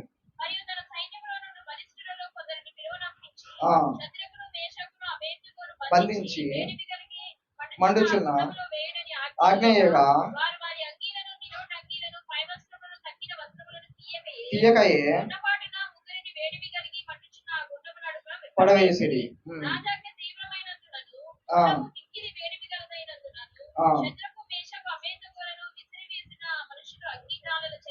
కాల్చబడి చనిపోయేది. చాలండి. ఇక్కడ చూసారా? ఇక్కడ ఏమైంది? షద్రకు మేషకు అబేద్నగో వారిని అగ్నిగుండంలో వేస్తున్నారు. అయితే రాజు బాగా కోపంగా ఉన్నాడు కనుక అగ్నిగుండాన్ని ఇంకా పెంచాడు. 7 అంతలు పెంచాడు, ఇంకా మంట ఎక్కువ రావాలని. అట్లాంటి అగ్నిగుండంలో వేయటానికి, వీళ్ళని నెడటానికి వేరే వాళ్ళని కూడా ఆ, బాగా బలిష్ఠుల్ని పంపించాడు వీళ్ళని నెడటానికి. అయితే ఏమైంది, అగ్నిగుండం దగ్గరికి వెళ్ళేసరికి ఏమైంది చూడండి ఒకసారి. రాజాకి తీవ్రమైనదిగా గుండె పిక్కిలి వేడిమి కాదు, కలిగి ఆ మనుషులలో అగ్ని జ్వాల చేత కాల్చబడి చనిపోయారు. ఏ మనుషులు? అవి రాజాగా తీవ్రమైనందున, గుండం మిక్కిలి వేడిమి కలిగినందున శద్రకు మేషకు అబేద్నగోలను విసిరివేసిన ఆ మనుష్యులు, వీళ్ళ ముగ్గురిని విసిరేసిన ఆ మనుషులను ఏం చేసింది, అగ్ని జ్వాల వల్ల కాల్చివేయబడి చనిపోయారు. కానీ తర్వాత చూడండి, ఈ ముగ్గురికి ఏమైనా అయిందేమో చూద్దాము. 23వ వచనం నుంచి. శద్రకు మేషకు అబేద్నెగోయైన ఆ ముగ్గురు మనుషులు బంధింపబడిన వారే వేడిమి కలిగి మండుచున్న ఆ గుండములో పడగా, ఆ, రాజుకు నెబుకద్నెజరు ఆశ్చర్యపడి తీవ్రముగా లేచి, ఆ, నీవు ముగ్గురు మనుషులను బంధించి ఈ అగ్నిలో వేసితివి కదా ఆ, అని తన మంత్రులను అడిగాను. రాజా సత్యమే అని రాజుతో ప్రత్యుత్తరం ఇచ్చింది. రాజు నేను నలుగురు మనుషులు బంధకములో లేక అగ్నిలో సంచరించుచున్నాను, ఆ, వారికి హాని ఏమీ కలగలేదు. ఆ, నాలుగవ వాని రూపము దేవతల రూపమును పోలినదని. ఆ, అతడు నెబుకద్నెజరు వేడిమి కలిగి మండుచున్న ఆ గుండపు వాకిలి దగ్గరకు వచ్చి, ఆ, శద్రకు మేషకు అబేద్నెగోయైన వారులారా, ఉమ్, మహోన్నతులకు దేవుని సేవకులారా, ఉమ్. బయటికి వచ్చిన ఎందుకు రండి పిలువగా, చాలండి. ఇక్కడ ఏమవుతుంది, వీళ్ళని నెట్టివేసిన వాళ్ళు మాత్రం కాల్చివేయబడి చనిపోయారు. కానీ అగ్నిగుండం లోపల ఉన్న వాళ్ళకి ఏమన్నా అయిందా? ఏమీ కాలేదు. వాళ్ళు మంచిగానే ఉన్నారు, కనీసం వాళ్ళ వెంట్రుక కూడా కాలేదని తర్వాత మనకు చూపిస్తాడు. అయితే ఇక్కడ 25వ వచనం చూసుకున్నట్టే, 4వ వాని రూపము దేవతల రూపమును పోలినదని వారికి ప్రత్యుత్తరం ఇచ్చింది. ఇక్కడ వాళ్ళ ముగ్గురికి తోడుగా ఎవరున్నారంట? దేవుని దూత. అట్లాంటి దూత వాళ్ళకి తోడుగా ఉండటం వల్ల వాళ్ళ ముగ్గురికి ఏమైనా అయిందా? ఏమీ కాలేదు. వాళ్ళ చెట్టు కాలేదు, వాళ్ళ వెంట్రుక కూడా కాలేదు. అట్లాంటి భయంకరమైన అగ్నిగుండం నుంచి దేవుడు వాళ్ళని కాపాడండి. ఎందుకు? వీళ్ళు దేవుని యొక్క బిడ్డలు, వీళ్ళు దేవుని సేవిస్తారు ఎప్పుడు. అట్లాంటి వారిని దేవుడు ఇట్లా కాపాడాడు. చూశారు కదా, తోసివేసిన వాళ్ళు మాత్రం చనిపోయారు, వీళ్ళు మాత్రం బ్రతికారు. అదండి, దేవుడు కూడా మనల్ని ఏ సందర్భంలో ఈ 91వ అధ్యాయం చూసుకున్నట్లయితే, ఇది కేవలం మన కోసం, అంటే మన ప్రయాణాల కోసం కానీ, మనకి ఏదైనా తెగుళ్ళు వస్తాయని, ఇది మనం ప్రతి సందర్భాల్లో మనం చదువుకుంటా ఉంటే మనకి, అంటే మనం మోటివేట్ అవుతూ ఉంటాం, దేవుడు మనల్ని ఎలా కాపాడతాడని. ఈ లోకంలో మనం ఎన్నో ప్రమాదాలు చూస్తున్నాం, కానీ మనకి ఎటువంటి ప్రమాదాలు రావట్లేదు. ఇక్కడ దేవదూత ఎలాగైతే వీళ్ళని అగ్నిగుండంలో కాపాడిందో, లేదా ప్రయాణాలు చేసి దావీదు గారిని ఎలా కాపాడిందో, మనలో కూడా దేవుని దూత అలా కాపాడిద్ది. ఈ రోజు వాక్యంలో మనం చూసుకున్నాం, దేవుని బిడ్డలకు మాత్రం ఎటువంటి తెగుళ్ళు రాలేదు, అలానే లోకస్తులకు మాత్రం ప్రతి తెగులు వచ్చింది. అలాగే మనం కూడా ప్రార్థన చేసుకుంటే మనకి ఏ తెగులు కానీ, ఏ ఆపద కానీ మనకి దరిచేరదు. ఎందుకంటే దేవుడు మనకు తోడై ఉంటాడు. మనం ప్రతిరోజు ప్రార్థించుకోవాలి. ఇట్లా మనం దేవుని ఇష్టలుగా ఉంటే ఏం చేస్తాడు దేవుడు? వాళ్ళ పిల్లల్ని కాపాడుకుంటాడు. ఇందాక చూసాం 13వ వచనంలో. అలాగే మనం కూడా దేవునికి ఇష్టలే ఉన్నాం, అప్పుడు దేవుడు ఏం చేస్తాడు? మనల్ని కాపాడుకుంటాడు, మనకి దీర్ఘాయువు ఇస్తాడు. ఈ వాక్యం అందరికీ అర్థమైందని కోరుకుంటున్నానండి. వాక్య ప్రకారం ఎవరైనా ఒకళ్ళు ప్రార్థన చేయండి, ముగించుకుందాం. మైక్ ఇవ్వన్నా ప్రార్థన చేసే వాళ్ళకి.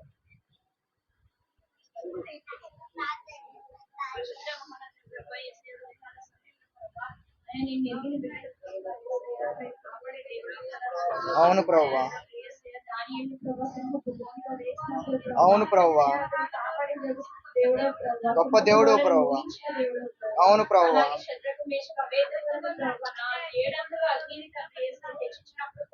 అవును ప్రభువా, తోడై ఉన్నారు ప్రభువా, అవును ప్రభువా,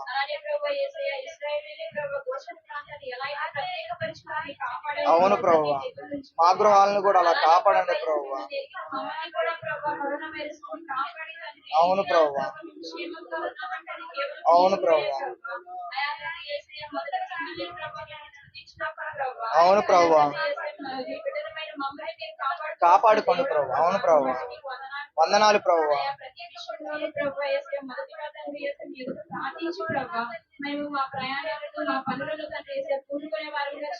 అవును ప్రభువా. ఆమేన్, ఆమేన్. అందరికి వందనాలండి.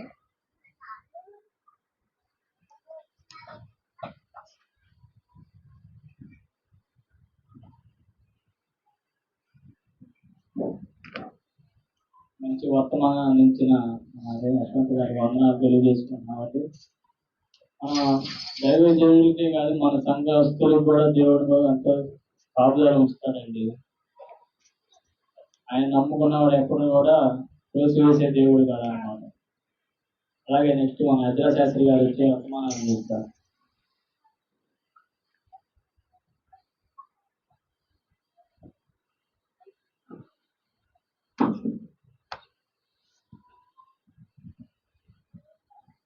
అందరికి వందనాలండి. ప్రార్థన చేసుకున్నాం.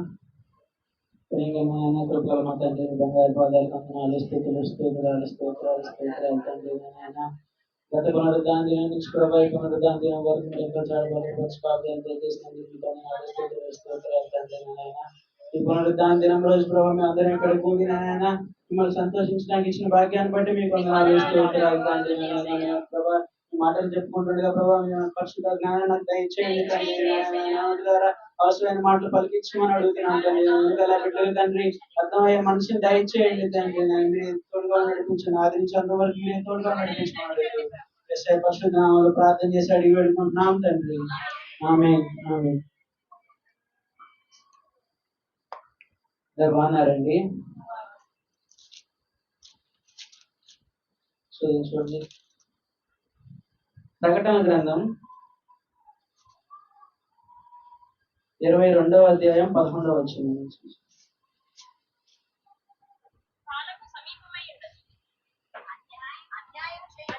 అన్యాయం చేయువాడు ఇంకను అన్యాయం చేయనిము, అపవిత్రుడైన వాడు అపవిత్రుడుగానే ఉండనిమ్ము, నీతిమంతుడు ఇంకను నీతిమంతుడుగానే ఉండనిమ్ము, పరిశుద్ధుడు పరిశుద్ధుడుగానే ఉండనిమ్ము. చాలు చాలు. చూడండి చూడండి ఏమంటున్నాడు? అన్యాయం చేయవాడు ఇంకను అన్యాయం చేసేవాళ్ళగానే ఉండమంటున్నాడు. ఎందుకంటున్నాడు యేసుప్రభు గారు అట్ట? అసలు మనకి బైబిల్ అనే దేవుడి ప్రేమ వెల్లడిస్తుంది, అవునా కాదా? మరి దేవుడి ప్రేమ వెల్లడించేటువంటి మన బైబిల్ అన్యాయం చేసేవాడిని అన్యాయం చేయమని ఎందుకంటుంది? నువ్వు తాగుబోతు అయి ఉంటే నువ్వు తాగొద్దు, నువ్వు మారు మనసు పోద్దు అని చెప్పే మన దేవుడు అన్యాయం చేస్తున్నావు అన్యాయమే చేసుకో, నువ్వు నరహత్య చేస్తున్నావు నరహత్య చేసుకో, నువ్వు తాగుతున్నావా తాగుతే తాగు, నువ్వు ఇంకా ఏదన్నా దొంగ పనులు ఏదైనా చేస్తున్నావు అని దొంగ పనులే చేసుకో అని ఎందుకు చెప్తున్నాడు? యేసుప్రభు ఎందుకు చెప్తున్నారండి? విసిగిపోయిన జనాంగానికి ఆయన రెండో రాకడ సమీపిస్తున్న సమయంలో యేసుప్రభు ఈ మాటలు చెప్తున్నాడు. దానికి తగ్గ జీతం కూడా ఉంటుంది అంటున్నారు. కింద చూడండి ఏమంటున్నాడు? 12వ వచనం చూడండి. ఇదిగో త్వరగా వచ్చుచున్నాను, వాని వాని క్రియల చొప్పున ప్రతి వానికి ఇచ్చుటకు నేను సిద్ధపరిచిన జీతము నా యొద్ద ఉన్నది అంటున్నాడు. మీరు చేసేదంతా చేయండి. తప్పులు చేస్తారా, పాపాలు చేస్తారా, నరహత్య చేస్తారా, లేదా ఎవరైనా పొడిచి వస్తారా, పొడిచి వచ్చేసేయండి, ఏం కాదు. ఎవడే చెప్తున్నాడుగా. చేస్తారా? చేస్తారు, మనోళ్ళు చేస్తారు కదా, చేస్తారు. అని యేసుప్రభు వారు ప్రయాసపడి భారం వచ్చిన సమస్త జనులారా నా యొద్దకు రండి అంటాడా? అని దేవుడు ఈ మాటలు ఇక్కడ ఎందుకు అంటున్నాడు? ఇశ్రాయేలు నువ్వు ఎక్కడికి వెళ్ళినా మళ్ళీ నా దగ్గరికి తీరమని చెప్తున్నాడా? నువ్వు రాని ఉద్దేశించినాడలా నా యొద్దకే రావాలని చెప్పిన దేవుడు ఈ మాటలు ఇక్కడ ఎందుకు చెప్తున్నాడు? ఎందుకంటే ఆయన రాకడ సమీపిస్తున్న సమయంలో విసిగిపోయిన జనాంగానికి ఈ మాటలు చెప్తున్నాడు. చూడండి యెషయా గ్రంథం 65వ అధ్యాయం 2వ వచనం.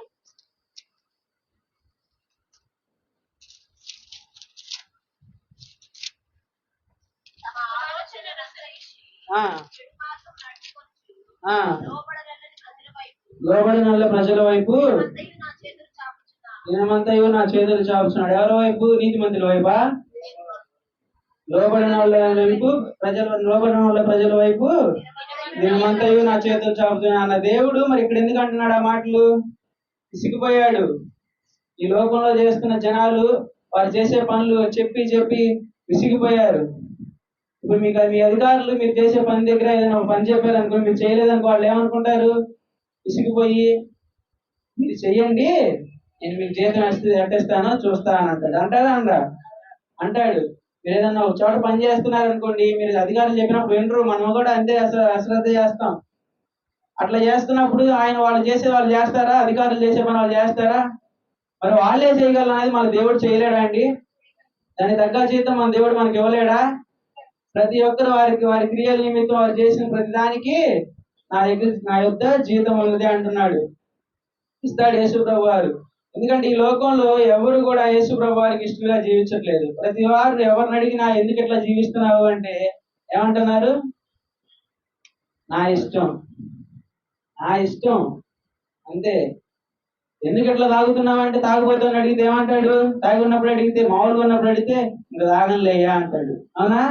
అదే తాగున్నప్పుడు అడిగితే ఏమంటాడు? నా ఇష్టం అంటాడు.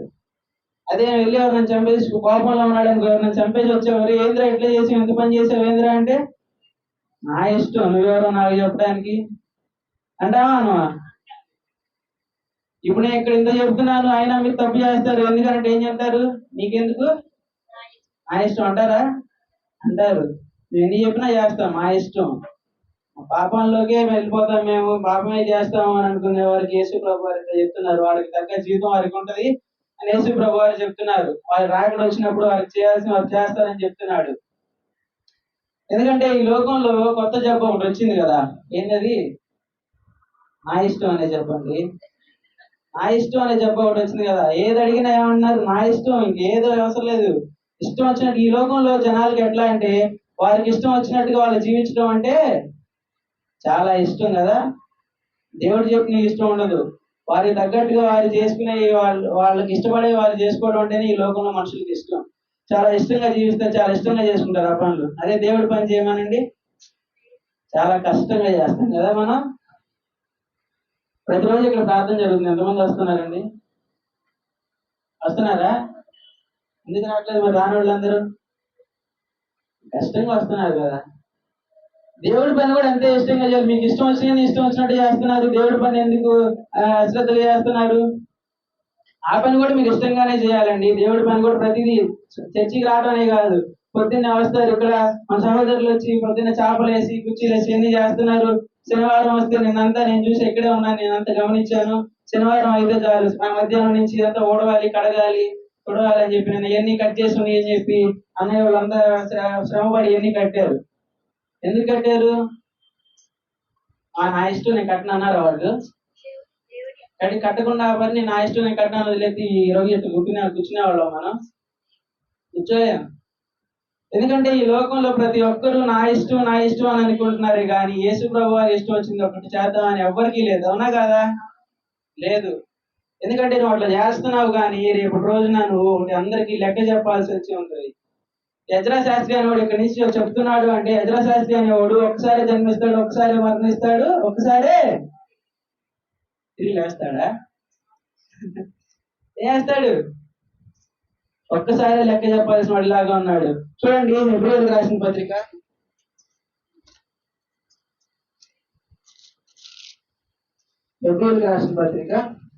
9వ అధ్యాయం 27వ వచనం.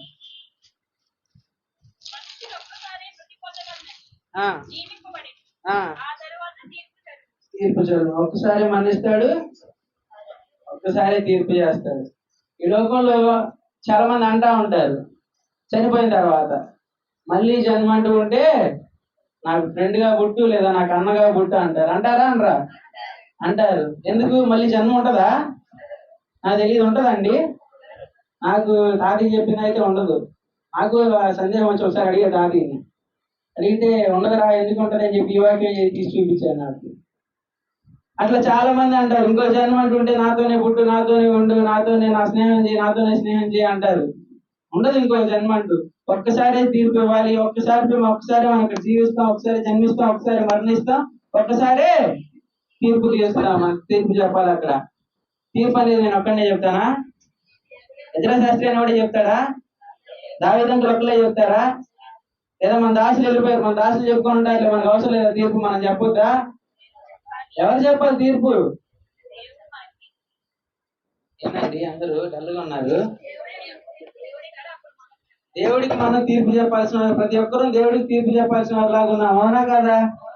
ఎవరు చెప్తారు తీర్పు? శాస్త్రియా? అందరూ ప్రతి వారు తీర్పు చెప్పాల్సిన వారిలాగా ఉన్నారు కాబట్టి ఎవ్వరు కూడా నా ఇష్టం అని వచ్చినట్టుగా ఈ లోకంలో జీవించవద్దు. ఎందుకంటే చాలా మందిని చూసాం మనం ఈ బైబిల్ గ్రంథంలో చూస్తే చాలా మందిని చూసాం. అట్లా జీవించిన వాళ్ళు ఎంతో మంది ఎన్నో హింసలు పొంది ఎన్నో కష్టాలు పడ్డారు. అవునా? పడ్డారా పడలేదా?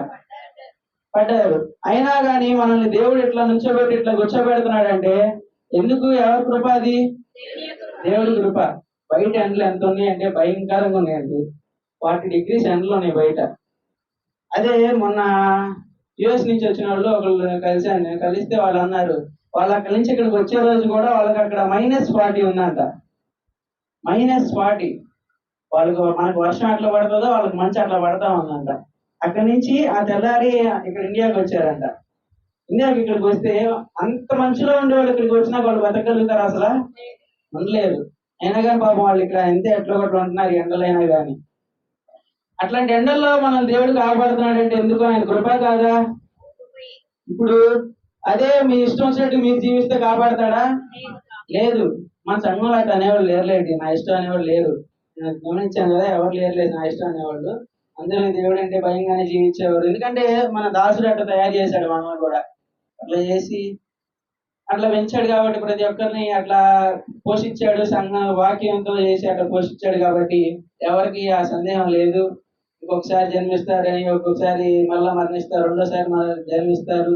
అట్లా తీర్పు చెప్పకుండా వెళ్ళిపోవచ్చు అనేది ఉండదు. తీర్పు చెప్పాలని విషయం ప్రతి ఒక్కరు తెలుసు కదా, తెలుసు. కాబట్టి ఈ లోకంలో నువ్వు చేస్తున్న ప్రతి ఒక్కటి యేసు ప్రభు వారు చూస్తున్నారు. నువ్వు నా ఇష్టం అనడానికి లేదు. నువ్వు ఇక్కడ అంటావేమో నా ఇష్టం, అక్కడ అంటావా? తీర్పు చెప్ప దేవుడి తీర్పు చెప్పమని అడిగితే ఏమంటావు? నా ఇష్టం నేను చెప్పనంటావా? అంటాం కదండి. నా ఇష్టం నేను చెప్పను, తీర్పు చెప్పను. నేను ఎందుకు చెప్పాలి? అక్కడ మా దాసుడే అడిగాడు, నేను ఆయనకి చెప్పలా. నీకెందుకు చెప్పాలి అని ఇక్కడ అనలేండి, చెప్తున్నా అనలే. కానీ ఆయన అడిగితే మనం అక్కడ తీర్పు చెప్పాల్సిన వారు లాగున్నాము. ఇక్కడ చెప్పపోయినా పర్లే, కానీ మీరు ఏదైనా చేసిన పాపాలు ఏదో ఉంటే దేవుడి దగ్గర ఒప్పుకోండి. ఇప్పటికైనా అట్లా నా ఇష్టం అనే లోకం నుంచి బయటికి రండి. ఎవరైనా గలీజ్ ఏంది ఎట్లా ఉన్నావు, ఎట్లా తయారయ్యేవేంటంటే నా ఇష్టం అంటారు. ఏంది ఈ బట్టలు వేసుకున్నావు ఇంత గలీజ్గా ఉన్నాయంటే నా ఇష్టం వచ్చినట్టు నేను వేసుకుంటాను. ఎవడు నాకు చెప్పడానికి? అవి దేవుడు సహిస్తాడండి? సహించడు. వాటికి నువ్వే లెక్క చెప్పుకోవాల్సిలాగా ఉన్నావు. వాటన్నిటి నుంచి దూరంగా వచ్చేసి నా ఇష్టం అని నీ రోగం నుంచి బయటికి రావాలంటే నువ్వు ప్రార్థన చేయి. నేను ఇట్లా చెప్పుకుంటున్నాను ప్రభా, నేను ఇట్లా ఎదురు సమాధానం చెప్తున్నాను, అడిగిన వారందరికి నా ఇష్టం అంటున్నాను, ఎందుకు చెప్తున్నానో నాకే తెలియట్లేదు, నాకు అట్లా మనసులో అట్లా వచ్చేస్తుంది. తర్వాత మీరు ఆ మాట మొహం మీద అన్నాక మీరు ఎంత ఇదైనా కానీ మళ్ళీ తిరిగి క్షమాపణ అడగలుగుతారా? మనకు సిగ్గు మనం అడగలేము, క్షమాపణ అడగలేము అట్లా మొహం మీద చెప్పినాక. కాబట్టి మనుషులకు చెప్పలేకపోయినా మీరు ప్రభు దగ్గర ఒప్పుకోండి. మేము ఇట్లా అన్నాను ప్రభా, నన్ను క్షమించండి దేవా అని ఒప్పుకోండి. ఎందుకంటే మీరు చేసేది ఇక్కడ లోకంలో చేసే ప్రతి ఒక్క క్రియ, ప్రతి ఒక్క పని యేసు ప్రభు చూస్తున్నారు కనుక మీరు లోకంలో తప్పు చేయొద్దు అని చెప్పి యేసు ప్రభు చెప్తున్నారు. ప్రతి ఒక్కటి మనం ఏమనుకుంటామంటే 4 గోడల మధ్య జరుగుతుంది, మనం ఏదైనా చేయొచ్చు అని అనుకుంటున్నాం. కానీ మన 4 గోడల మధ్యలో చేసిన పైన రేకులున్నా కానీ ఎవరు చూస్తున్నారు? దేవుడు చూస్తున్నాడు. నేను రాత్రి వాక్యం ప్రిపేర్ అవుతా, ఇంటి దగ్గర ఒక అబ్బాయి ఉన్నాడు, వచ్చి కూర్చున్నాడు నాతో పాటు. ఇట్లా ఈ వాక్యం చదువుతా, నేను అబ్బాయి ఏం చదువుతున్నావు మామయ్య అని అడిగితే చెప్పా ఈ వాక్యం అట్లా చెప్పి ఈ వాక్యం చెప్పాను అనమాట. అవును, నాకు ఇప్పుడు కూడా డౌటేను, 4 గోడల మధ్య ఉండడం, పైన డాబా ఉంది, ఎటు నుంచి చూస్తాడు దేవుడు? సీసీ కెమెరాలు పెట్టాడా మనకి అని అన్నాడు. ఒరే స్వామి, సీసీ కెమెరాలు పెట్టడం కాదురా, నువ్వు చేసేది నీ హృదయంలోకి వస్తుందంటే దానికంటే ముందు ఆయన ఎరిగి ఉంటాడు రా నాయన అని చెప్పా. అవునా కాదా? నీ నోటి నుంచి ఒక మాట మాట్లాడాలి అనుకుంటే అది దేవుడు దాన్ని ఎరిగి ఉంటాడా, ఎరిగి ఉంటాడని చెప్తే అప్పుడు చాలాసేపు పొనుకు అదేం మాట్లాడలే, పొనుకొని ఆలోచిస్తున్నాడు. ఇంకా అవునా అట్లా అనుకుని పొనుకొని ఆలోచిస్తా ఉన్నాడు అనమాట. అట్లాంటి లోకంలో మనం జీవిస్తున్నామండి. మనం ప్రతిదీ మనం చేసే ప్రతి పని ఎవరు చూడట్లేదు అనుకుంటున్నాం. నువ్వు తప్పు చేస్తున్నావా, ఎవరు చూడట్లేదు అనుకుంటున్నావు, పక్కన ఎవరు లేరు. నేను గుంటూరులో తప్పు చేస్తున్నానంటే నా పక్కన చిన్నన్నయ్య ఉన్నాడా, ఎత్తుకుంటామేమో. చిన్నన్నయ్య లేడు కాబట్టి మనం తప్పు చేయొచ్చు. ఇక్కడ ఇటుపక్క తప్పు చేస్తున్నావా, దావిదంకులు ఉన్నాడా అని ఎత్తుకుంటాం, దావిదంకులు లేడు, తప్పు చేయొచ్చు అనుకుంటున్నావేమో. కానీ నేను చూస్తున్నావు అక్కడ ఉన్నారు ఎవరు? యేసు ప్రభువు నిన్ను పైనుంచి చూస్తున్నారు. ప్రతి ఒక్కటి నువ్వు చేసే ప్రతి ఒక్కటి గమనిస్తున్నారు కనుక నువ్వేది తప్పు చేయడానికి వీలు లేదు. ఎందుకంటే పోతీఫర్ ఇంట్లో యేసోపు పనిచేస్తూ ఉండేవాడు. బైబిల్లో ఉన్నది. పోతీఫర్ ఇంట్లో యేసోపు పనిచేస్తూ ఉంటాడు. పోతీఫర్ ఇంట్లో యేసోపు పనిచేస్తూ ఉన్నప్పుడు పోతీఫర్ భార్య యేసోపు మీదకి అన్నేస్తుంది అనమాట. కన్నేసిన తర్వాత ఎర్రగా ఉంటాడు బాగుంటాడు అని చెప్పి యేసోబు వెనకాల తిరుగుతూ ఉంటది. ఆ టైంలో యేసోబు ఏం చేస్తాడంటే దాన్ని తిరస్కరించి దూరంగా వెళ్ళిపోతా ఉంటాడు. అయితే ఒక దినాన్ని ఏమవుతుందంటే పోతీఫర్ భార్య తన సైనికులందరినీ బయటకు పంపించి యజమాని కూడా బయటకు పంపించి యేసోబుకు చెప్తుంది, ఎవరు లేరు పాపం చేయమని బలవంతం చేస్తుంది. బలవంతం చేసినప్పుడు యేసోబు ఏం చెప్తాడు, సైనికులు లేరు యజమానులు లేడా, ఇంకెవరు లేరా, నేను నా దేవుడి మధ్య నేను ఎట్లా పాపం చేస్తానని చెప్పి యేసోబు చెప్తాడు. అక్కడ అట్లా చెప్పేవాళ్ళకి ఎందుకు ఉండట్లేదు మనం ఈ లోకంలో? యేసోబు నీ తల్లి లాంటి దానివమ్మా, నేను నీది ఎట్లా చేస్తాను, పాపం చేస్తాను ఎట్లా చేస్తాను, నాకు మా యజమానుడు ఇక్కడ అన్ని అప్పగించి వెళ్ళాడు, నేను ఎట్లా చేస్తాను ఇక్కడ, అయినా నన్ను ఇక్కడ ఎవరు చూడట్లేదు అనుకున్నావు, యజమానులు లేడు సైనికులు లేరు అనుకున్నా ఎట్లా అనుకుంటున్నావు, ఎవరు చూస్తున్నారు, నన్ను యేసు ప్రభు వారి మధ్య నేను ఎట్లా చేస్తాను అని చెప్తున్నాడు యేసోబు ఇక్కడ. అట్లా మనం కూడా యేసు ప్రభు వారు మనం ఏదైనా పాపం చేయాలి ఏదైనా తప్పు చేయాలి అనుకున్నప్పుడు యేసు ప్రభు వారు చూస్తున్నారని ఎవరైనా ఆలోచిస్తున్నారా? ఆలోచించట్లేదు. ఏదైనా దొంగ పనులు ఏదైనా చేయాలన్నా కానీ మనం చేస్తున్నామంటే ఎవరు యేసు ప్రభు చూస్తున్నారని ఆలోచిస్తున్నావా? చేయట్లేదు. కాబట్టి జాగ్రత్తగా ఉండండి. మీరు చేసేది ఏది ఎవరు చూడట్లేదు అనుకోవద్దు. యేసు ప్రభు ప్రతి ఒక్కటి ఆయన చూస్తానే ఉంటున్నాడు. ఎందుకంటే ఈ లోకంలో మనం ఏమనుకుంటామంటే మనం చూస్తే ఇక్కడ చేస్తాం, ఇక్కడ నలుగురు కూర్చొని నుంచొని మాట్లాడుకుంటున్నారు అనుకోండి, ఒకరి పక్క నుంచి వచ్చి నేను బొబ్బుల అన్నయ్య చిన్న అన్నయ్య దావిదంకులు మాట్లాడుకుంటున్నాడు నుంచొని. బొబ్బుల అన్నయ్యతో డాడీ వచ్చి మాట్లాడాలని చెప్పి డాడీ ఏం చేస్తాడు, బొబ్బుల అన్నయ్య తీసుకొని పక్కకి వెళ్తాడు. పక్కకి తీసుకెళ్ళి మాట్లాడాలి అయ్యారా అంటాడు. ఇక్కడ ఎందుకు పక్కకి తీసుకెళ్తాడు? ఇక్కడ ఉంటే వీళ్ళు నలుగురు ఉంటారనేగా, నేను చిన్న అన్నయ్య దావిదంకులు వింటామనేగా పక్కకి తీసుకెళ్తుంది బొబ్బుల అన్నయ్యని. ఎందుకు తీసుకెళ్ళాలి? అక్కడ ఎవరు లేరా? ఎవరు వినట్లేదు అక్కడ మాట్లాడేది? ఎవరు వింటున్నారు? దేవుడు వింటున్నాడు. మరి ఎందుకు తీసుకెళ్తున్నాడు పక్కకి? ఈ రోజుల్లో మనం చూస్తున్న సీసీ కెమెరాలని ప్రతి ఒక్కసారి సీసీ కెమెరాలు వచ్చేసినాయి, అవునా కాదా? చిన్న చిన్న ఇప్పుడు ఎలక్షన్ క్యాంపెయిన్ ఎలక్షన్ జరుగుతా ఎక్కడ పడితే అక్కడ పోలీసులు ఆపుతున్నారు. పోలీసులు ఆపితే ఏం చేస్తున్నారంటే వాళ్ళు ప్రతిదీ వీడియో రికార్డ్ చేసుకోలేరుగా. ఎప్పుడు ఏ డబ్బు దొరికిద్దో తెలియదు, ఏ కారులో ఏ బండిలో ఏ డబ్బు దొరికిద్దో తెలియదు. ప్రతిదానికి వాళ్ళు వీడియో తీసుకోవడం కష్టం అని చెప్పి వాళ్ళు ఏం చేస్తున్నారంటే అటో సీసీ కెమెరా ఇటో సీసీ కెమెరా పెట్టేస్తున్నారు. కార్ ఆపగానే సీసీ కెమెరా ఎప్పుడు ఆన్లోనే ఉంటుంది. కరెక్ట్ గా కెమెరా ఎదురుగా కార్ ఆపిస్తారు, వాళ్ళు చెక్ చేస్తారు గమనం ఏదైనా దొరుకుతాయేమోనని. అట్లా ప్రతి దానికి ఈ లోకంలో ప్రతి ఏది చూడాలన్నా సీసీ కెమెరా రూపంలో చూస్తున్నారు, అవునా? ఈ రోజుల్లో ఇంకో కొత్తవి కూడా వచ్చింది, వాయిస్ కూడా రికార్డ్ అవుతుంది సీసీ కెమెరాలో. అంతకుముందు ఏమనుకునే వాళ్ళు అంటే మనం మొహం కనపడే చేసే పనులే కనపడతాయి అని అనుకుంటారు. కానీ ఈ రోజుల్లో ఇక్కడ చూస్తుంటే వాయిస్ కూడా వినపడే సీసీ కెమెరాలు వచ్చింది. చాలా టెక్నాలజీ వచ్చేసింది, మనం ఇంకా వెనకబడి ఉన్నాం. చాలా టెక్నాలజీ వచ్చేసింది. వాటన్నిటిని వాడి మనం ఇక్కడ ఏం మాట్లాడుతున్నాం అన్నది కూడా కనుక్కుంటున్నారు, అవునా కాదా? కనుక్కుంటున్నారు. ఇప్పుడు ఆ సీసీ కెమెరాలో రికార్డ్ చేసింది, నువ్వు పక్కకు తీసుకెళ్లి మాట్లాడింది ఎవరు వినలేదు. ఆ సీసీ కెమెరాలో రికార్డ్ అయింది తీసుకెళ్ళి టీవీలో వేసి చూస్తే ఒక మనుషుడు దాన్ని చూస్తాడు, అవునా? అధికారులు చూస్తారు కదా వీళ్ళు ఏం మాట్లాడుకున్నారు, కేసు అయింది అనుకో వీళ్ళు ఏం మాట్లాడుకున్నారు ఆ టైంలో అనేది దాన్ని పక్కకు తీసుకెళ్లి టీవీలో వేసి చూస్తారా? చూడరా? చూస్తారు. ఒక మనుషుడే చూడగలిగింది ఆకాశాన్ని భూమిని సృజించిన దేవుడు చూడ్డా? చూస్తాడు. ఎందుకంటే మనం చేసేది ప్రతిదీ కూడా యేసు ప్రభువు గమనిస్తూ ఉంటాడు. కాబట్టి ఈ లోకంలో ఏదికి మనం చోటు ఇవ్వకూడదు. దొంగతనాలు చేయడానికి లేదా దొంగ పనులు చేయడానికి పాపం చేయడానికి దేనికి మనం చోటు ఇవ్వకుండా ఉండాలన్నమాట. అట్లా చేసినాచో ఏమంటున్నాడు దేవుడు, చెయ్యి, పాపం చేస్తావా చెయ్యి, దానికి తగ్గ ప్రతిఫలం నా దగ్గర, దానికి తగ్గ జీతం నా దగ్గర ఉంది. అధికారులు నీతో అంటారు కదా, నువ్వు చెప్పిన పని చేయకపోతే ఈ నెల జీతం నీకు ఎట్టిస్తాను చూడు, 10,000 ఇవ్వాల్సింది 5,000 6,000 తగ్గించిస్తాడు, అవునా? ఇస్తాడు. యేసు ప్రభువు కూడా ఆశీర్వదించాల్సింది ఎంత ఇస్తాడు? 10 ఇవ్వాల్సింది మన 11 ఉంటది ఆశీర్వాదం కదా, ఉంటది. కాబట్టి దేవుడు మనకు కూడా వాళ్ళకి ఎట్లా చేస్తాడు అట్లానే దేవుడు మనకు కూడా చేస్తాడు అనమాట. కాబట్టి మనం కూడా దేవుడి పట్ల ఎట్లా ఉండాలంటే ఇవన్నీ మనం చూసే దేవుడిగా ఉన్నాడు. మనం పక్కకు తీసుకెళ్లి మాట్లాడిన ఏది మాట్లాడినా దేవుడు చూస్తాడు. చెవులలో గదులలో మాట్లాడుకున్నవి మిద్దెల మీదకి ప్రకటించబడిన చూడండి. మత్తయి సువార్త 10వ అధ్యాయం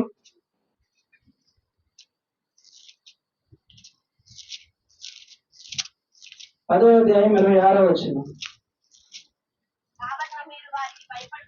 కాబట్టి మీరు వారికి భయపడకుడి, మరుగైన దేనియు బయలుపరచబడకపోదు, రహస్యమైన దేనియు తెలియబడకపోదు.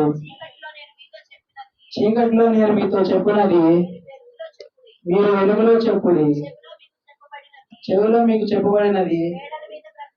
మేడల మీద ప్రకటించుడు. చూడండి ఏమన్నారు యేసు ప్రభు, మనం చేసేది ఎవరికి ఏది వినిపించట్లేదు అనుకున్నావా?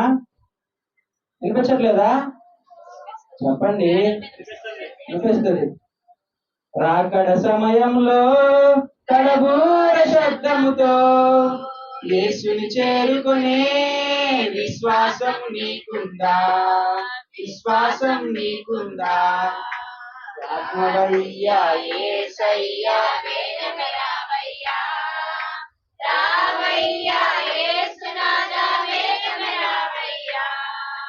రావయ్యా యేసయ్యా వేగం రావయ్యా. రావయ్యా యేసునాథా వేగం రావయ్యా. చాలు, నిద్రపోయిందా? చెప్పండి సమాధానం. అడిగిన దానికి సమాధానం చెప్తారనే పాట పాడించాను మీకు. ఇప్పుడు మీరు చేసేది ఎవరికి వినిపిస్తుంది? దేవుడికి వినిపిస్తుంది. కాబట్టి మీరు ఇంకా ఎంత చేస్తారా? చెయ్యొద్దు, చెయ్యొద్దండి. ఎందుకంటే యేసు ప్రభు వారు చెప్పి చెప్పి విసిగిపోయి ఆ మాటలు చెప్తున్నారు. ఆయనకి ఎంత తీసుకొస్తే ఆ మాటలు అన్నారు. మీ అధికారులు కూడా మీకు చెప్పినప్పుడు ఎంత విసిగిపోయి ఉంటారు. మీరు మీ పిల్లలకు ఒక పని చెప్పారు, చేయలేదానికి మీరు ఎంత విసిగిపోతారు. ఒక్కసారి ఆలోచించండి. ఈ పిల్లల్ని ఒక్కరిని కంట్రోల్ చేయడానికే మీరు అంత విసిగిపోతున్నారు. యేసు ప్రభు వారి లోకాన్ని అంతని కంట్రోల్ చేయడానికి పాపం ఆయన ఎంత కావాలి. ఒక్కసారి ఆలోచించండి ఆ విషయం కూడా. మేము ఇక్కడ ఒక్క కోసమే ఇంత కష్టపడుతున్నాం, ఇంత ప్రయాసపడుతున్నామే. ఆయన అక్కడ ఎంతమందిని కంట్రోల్ చేయడం అంటే ఆయన చేతుల్లో ఎంతవరకు సాధ్యం, ఎంతవరకు చేస్తాడు ఆయన. విసిగిపోయి జనాంగానికి ఇంక ఈ మాటలు చెప్తున్నాడు యేసు ప్రభు వారు. కనుక ఈ లోకంలో మనం దేనికి కూడా భయపడకుండా ఉండాలి. మనం చేసేది ఎవ్వరికి కనపడట్లేదు అనుకుంటామే కానీ ప్రతి ఒక్కటి ఆయన మనకి చూస్తాడు, వింటాడు. మనకంటే ముందే ఆయనకి తెలిసి ఉంటాడు. చూడండి కీర్తన గ్రంథం 139వ అధ్యాయం. కీర్తన గ్రంథం 139వ అధ్యాయం 1వ వచనం నుంచి. యెహోవా, నీవు నన్ను పరిశోధించి తెలుసుకొని ఉన్నావు. యెహోవా, నీవు నన్ను పరిశోధించి తెలుసుకొని ఉన్నావు. నేను కూర్చుండుట నేను లేచుట నీకు తెలియను. నాకు తలంపు పుట్టక మునిపే నీవు నా మనసు గ్రహించుచున్నావు అంటున్నాడు యేసు ప్రభు వారు. దావీదు మహారాజు చెప్తున్నాడు ఆ మాట. నీలో నీ హృదయంలో ఒక మాట నీకు పని చేయాలనుకుంటున్నావు. నువ్వు సాయంత్రం ఇంటికి వెళ్ళి పప్పు కూర చేయాలనుకుంటున్నావు. నీ హృదయంలో ఆ తలంపు రాకముందే యేసు ప్రభు దాన్ని యేసు ప్రభు వారికి తెలుసు ఆ విషయం. తెలుసు మీరు ఏం చేస్తున్నారు, తర్వాత నిమిషం ఏం చేస్తున్నారు, ఈ నిమిషంలో ఇక్కడ నుంచి ఇక్కడ నేను ఇట్లా మాట్లాడుతున్నా, నేను తర్వాత ఏం మాట్లాడతాను, ఏం చేస్తాను అనేది కూడా యేసు ప్రభు వారికి తెలిసి ఉన్నారు. ఆయన నడిపింపే మనకి ఇక్కడ. ఆయన మనం ఇట్లా పలానా పని చేస్తున్నాం, పలానా ఇది చేస్తున్నాం అంటే ఆయన నడిపింపే. ఏదైనా కానీ ప్రతి ఒక్కటి ఆయన వింటూనే ఉంటాడు, చేస్తూనే ఉంటాడు. నువ్వు చేసే ప్రతి ఒక్కటి, నువ్వు ఇక్కడ కూర్చున్నావంటే యేసు ప్రభు వారు చూస్తున్నారు, నువ్వు నుంచున్నావంటే యేసు ప్రభు వారు చూస్తున్నారు, నువ్వేం చేస్తున్నావు అనేది కూడా యేసు ప్రభు వారు చూస్తూనే ఉంటున్నారు. కనుక మీరు పాపం లోకంలో నుంచి బయటికి రాండి. ఎవరు చూడట్లేదు అనుకోవద్దు. ఎవరు చూస్తున్నారు మన కోసం? దేవుడు చూస్తున్నాడు. లోబడినాల వైపు దినమంతా నా చేతులు చాపుతున్నా అన్న ప్రభు ఇక్కడ ఎందుకు మాట్లాడాల్సి వస్తుంది? మనం విసిగిపోయిన మనుషుల కోసం మాట్లాడుతున్నాడు. ఎందుకంటే ఆ మాటలు ఆయన రాకడ సమీపిస్తున్న సమయంలో యేసు ప్రభు వారు ఆ మాటలు చెప్తున్నారు. మీరు చేయండి, మీరు చేసినంత చేయండి, మీకు నచ్చింది చేయండి, మీకు ఇష్టం వచ్చింది చేయండి. చెప్పాను కదా, ఈ లోకంలో మనుషులకి ఇష్టం, వాళ్ళకి ఇష్టం వచ్చింది వాళ్ళు చేసుకోవాలంటే చాలా ఇష్టం. అట్లా చేసుకునే వాళ్ళలాగా ఉంటున్నాడు. దేవునికి ఎవ్వరు భయపడట్లేదు ఈ రోజుల్లో, అవునా కాదా? భయపడుతున్నావా? మనం భయపడతాం లేదు, బయట చూస్తున్నాం కదా, భయపడతారా? దేవుడికి ఎవ్వరు భయపడట్లేదు. నిన్ను పరిశీలించే దేవుడు, నిన్ను ప్రేమించే దేవుడు, నేను ఎంతో ఆదుకుంటున్న దేవుడు. నేను చెప్తున్నాడు కదా, నీ దినమంతా నీ లోబడిన దినమంతా నీ చేతులు చాపుతా అంటున్నాడు. అయినా కానీ మనం దేవుని ప్రేమించే వాళ్ళగా ఉంటున్నామా? లేము. ఈ భారాలన్నీ ఆయన పైన మోపమని అడుగుతున్నాడు. మోపుతున్నామా? మన మీదే మోపుకుంటున్నాం కానీ ఆయన మీద మోపేవారిలాగా ఈ రోజుల్లో మనం ఉండట్లేదు. కాబట్టి ఎవరికి ఇష్టం వచ్చినట్టుగా వారు జీవించడం అనేది వద్దు, వదిలేయండి. ఒక మనుషుడు అన్నాడు, బాప్తీసం తీసుకున్నాడంట. బాప్తీసం తీసుకున్న తర్వాత, నేను మారు మనసు పొందాను కాబట్టి నువ్వు బతికిపోయావరా, లేకపోతే నా చేతిలో చచ్చి ముక్కలు పడిపోయేవాడివి, చంపబడి ముక్కలుగా పోగులు పడిపోయాయి అన్నాడట. ఏం చేశాడు? బాప్తీసం తీసుకున్నాడు కదా చక్కగా. బాప్తీసం తీసుకున్నాడు కానీ ఏం చేస్తున్నాడు? ఏ లోకంలోనే ఉన్నాడు? ఏం ఇష్టపడుతున్నాడు? నరహత్యనే ఇష్టపడుతున్నాడు, చంపేవాళ్ళగానే ఉంటున్నాడు. అమ్మో, అంతకుముందు ఎంతమందిని చంపుంటాడో మరి బాప్తీసం తీసుకోకముందు. బాప్తీసం తీసుకున్నాకే ఆ మాట అన్నాడు అంటే బాప్తీసం తీసుకోకముందు ఎంతమందిని చంపుంటాడు. అట్లాంటి మనుషులు ఈ లోకంలో ఉన్నారు. ఇట్లాంటి మనుషుల మధ్యలో ఈ లోకంలో మనం జీవిస్తున్నాం. దేవుడి బిడ్డలు అనేటువంటి మనం ఆ మనుషుల మధ్యలో జీవిస్తున్నప్పుడు వాటిన్నిటి నుంచి తప్పించి మన దేవుడిని మనం చాలా ప్రార్థించాలి. చాలా ప్రార్థించాలి. నేను బస్సులో ప్రయాణిస్తూ వెళ్తున్నాను. బస్సులో ప్రయాణిస్తూ వెళ్తుంటే నేను చివరి సీట్లు లేవు. అమ్మాయికి ముందు ఒక సీట్ దొరికింది, సీట్లో కూర్చోబెట్టి నేను చివరి సీట్లో కూర్చున్నా. ఇంకా అక్కడ కూడా ఖాళీ లేవనుకుని నుంచున్న టైంలో ఒకడు వాళ్ళ కోసం సీట్ ఆపుకొని వాళ్ళు రాలేదని చెప్పి ఆ సీట్ నాకు ఇచ్చాడు. అసలు సీట్ దొరికేదాకా సీట్ దొరకాలని తపన పడ్డాను, కానీ ఆ సీట్ దొరికాక సీట్ ఎందుకు దొరికింది దేవుడా అనుకున్నా. వాడు పక్కన కూర్చుంటే బస్ స్టాండ్ లో ఎక్కాడు, ఆ ప్యాకెట్లు తీసుకొని నోట్లో వేసుకున్నాడండి. ఎక్కిన కాడి నుంచి పక్కన బండ్లు వస్తున్నాయా మనుషులు వస్తున్నాయా కూడా ఏం చూడట్లేదు. తుపుక్ తుపుక్ తుపుక్ తుపుక్ అని వస్తానే ఉంటున్నాడే కానీ అస్సలు కొంచెం కూడా పక్కన ఏం వస్తున్నాయి అన్నది కూడా చూసుకోవట్లే ఆ మనిషి. సీట్ దొరికేదాకా ఒక తపన పడ్డాను, సీట్ దొరికాక ఎందుకు దొరికింది దేవుడా అనుకున్నా నేను. ఇంకా చూసి నాకు నారాయణగూడ చిన్న ఫోన్ చేశాను, ఇక్కడ దాకా వచ్చాను, నేను నారాయణగూడ దాకా వెళ్ళాను, వెళ్తున్నాను, ఇంటికి వెళ్ళినా ఫోన్ చేస్తానని చెప్పి ఫోన్ పెట్టేసి ఫోన్ స్విచ్ ఆఫ్ చేసేసి వాళ్ళ ఫోన్లు వస్తాయి మెరుగు వస్తాయి అని స్విచ్ ఆఫ్ చేసేసి పొన్ను వెళ్ళినాక అమ్మాయి నా వైపు చూసి అయిపోయింది. లేవలే నేను అసలు నాకు ఆ ఘోరాన్ని తట్టుకోలేకపోయా ఆ బస్సులో. అట్లాంటి మనుషుల మధ్య ఈ రోజుల్లో మనం జీవిస్తున్నామండి. వాటన్నిటిని తప్పించి మనం యేసు ప్రభు వారిని అడగాలి. యేసు ప్రభు వారిని అడిగితే మనం ఈ లోకంలో యేసు ప్రభు వారు చెప్తున్నారు, మీకు ఇష్టం వచ్చినట్టు కాదు, నాకు ఇష్టం వచ్చినట్టుగా మీరు జీవించండి ఈ లోకంలో అని చెప్తున్నారు. మనం ఆయనకి ఇష్టం వచ్చే వాళ్ళకి జీవించే వాళ్ళకి ఉంటున్నామా? లేము. కాబట్టి మనం కూడా ఆయనకి ఇష్టం వచ్చిన వాళ్ళకి జీవించడానికి మనం ఈ లోకంలో ఉండాలన్నమాట. ఎందుకంటే ఇశ్రాయేలీయులకి యేసు ప్రభు వారు ఏం చేశారంటే ఆకాశం నుండి మన్నాను కురిపించారా? కురిపించిన తర్వాత దేవదూతల ద్వారా ఆ ఆహారాన్ని తీసుకెళ్లి వాడికి పెట్టారు. పెట్టిన తర్వాత ఇశ్రాయేలీయులు తిన్నారు. డైలీ తినే మాంసమే కదా, డైలీ తినేది కదా, దేవుడు ఇచ్చింది కదా అని చెప్పి తిన్నారు. ఒక రోజు తిన్నారు, 2 రోజులు తిన్నారు, 3 రోజులు తిన్నారు. మనం ఇక్కడ ప్రతి వారం భోజనం చేస్తున్నాం, అవునా? వీళ్ళు ప్రతి వారం చికెన్ పెడితే మనం కూడా అంతే అనుకుంటాం కదా, 2 రోజులు 2 వారాలు తింటాం. లేదు, చికెన్ కి మనం అనుకోలేండి. సరే, ప్రతి వారం పప్పు పెట్టారు అనుకోండి, వీళ్ళు ఏమనుకుంటాం మనం, వీళ్ళేది ప్రతి వారం పప్పు పెడుతున్నారు, మనం ఇంటి దగ్గర అయితే మాంసం వండుకొని చక్కగా అని అనుకుంటామా? అనుకుంటాం. ఎందుకంటే 2 రోజులు బాగుంటది, పప్పు కదా, కొత్త వంట, పైగా ఆంటీ చేతి వంట, బాగుంటది అని చెప్పి మనం ఏం చేస్తామంటే చక్కగా తింటా ఉంటాం. చక్కగా తింటా ఉంటే ఒక రోజుకి మనకు కొన్ని రోజులకి పోయి 2 వారాలు 3 వారాలకి తిని తర్వాత విసిగిపోతాం, చిరాకు వచ్చి విరక్తి వచ్చేసింది కదా. ఇప్పుడు ఏదైనా ఒకటి తింటున్నాం అనుకో, ఏదైనా స్వీట్ తింటే ఒకటి లేదా ఒక అర్ర తింటే 2 తింటే మనకు ఎగిటేసింది, అట్లా ఎగిటేసి మనకి ఇసుగు కొట్టిపోతుంది. అట్లాంటిది తర్వాత కూడా వారు అక్కడ ఏమంటున్నారంటే అది ఇచ్చినాక తిన్నారు కొన్ని రోజులు తిన్నారు, తర్వాత ఏమనుకుంటున్నారు, మాకు అక్కడైతే మాంసం దొరికేది, మాకు మాంసం కావాలని చెప్పి ఏడుస్తారంట. సటిల్ చుట్టూరు కూర్చొని ఏడుస్తూ ఉండేవారంట. అట్లానే ఈ రోజు కూడా మనకి వీళ్ళు పప్పు పెడుతున్నారని చెప్పి మనకి చికెన్ కావాలని అంటున్నాం కానీ అనకూడదు అట్లా. మన చక్కగా ప్రేమతో పెడుతున్నారు కాబట్టి చక్కగా తినాలి.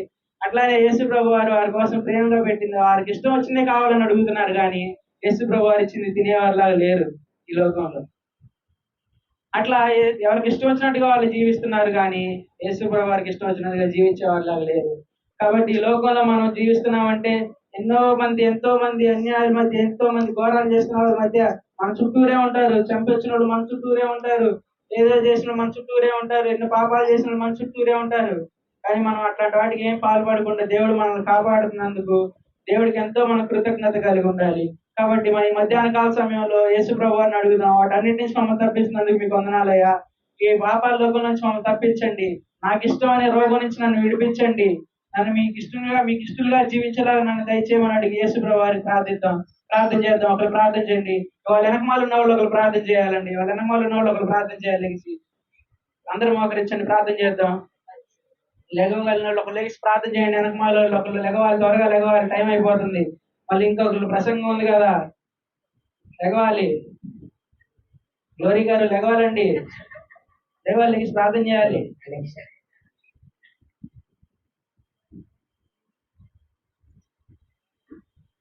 చెప్పిన వాక్య ప్రకారం లేచి ఒక ప్రార్థన చేయాలి.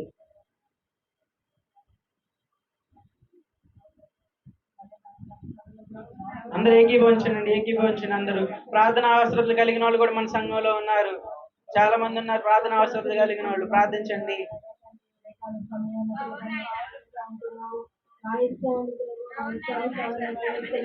జీవిస్తున్నాం తండ్రి. అవును ప్రభా.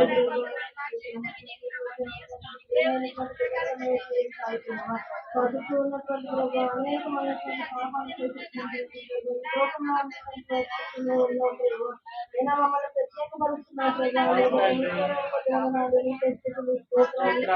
అవును ప్రభా.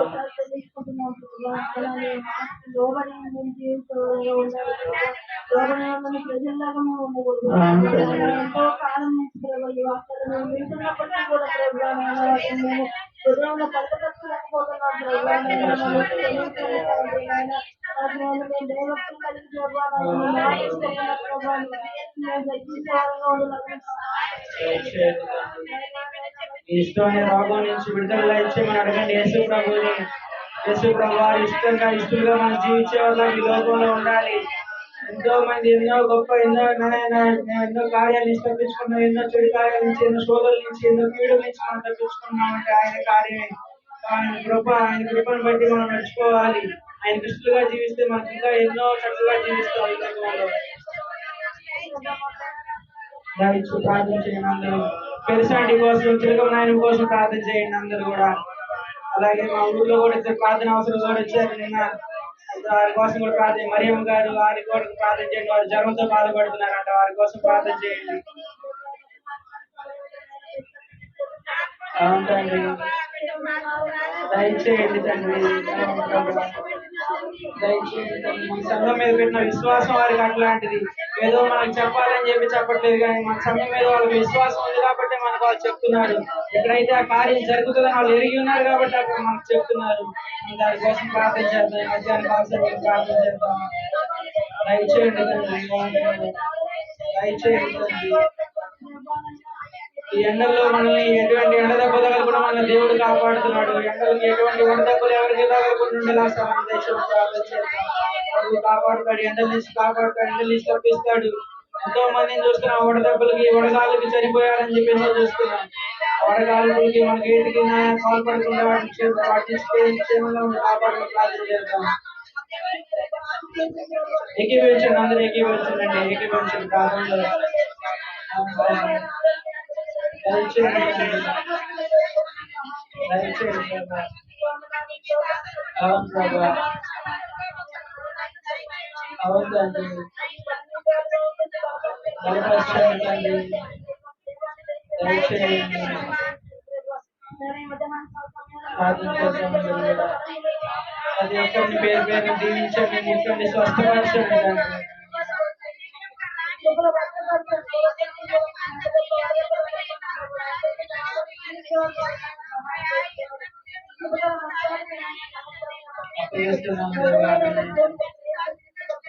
ప్రార్థించి అడిగి పెట్టుకున్నాం తండ్రి.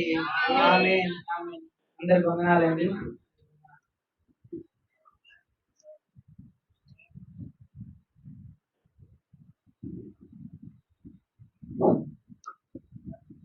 మంచి వర్తమానాన్ని అందించిన మద్రా శాస్త్రికి వందనాలండి. నెక్స్ట్ మన పాస్టర్ గారు రాజాన గారికి వర్తమానాన్ని అందిస్తారు.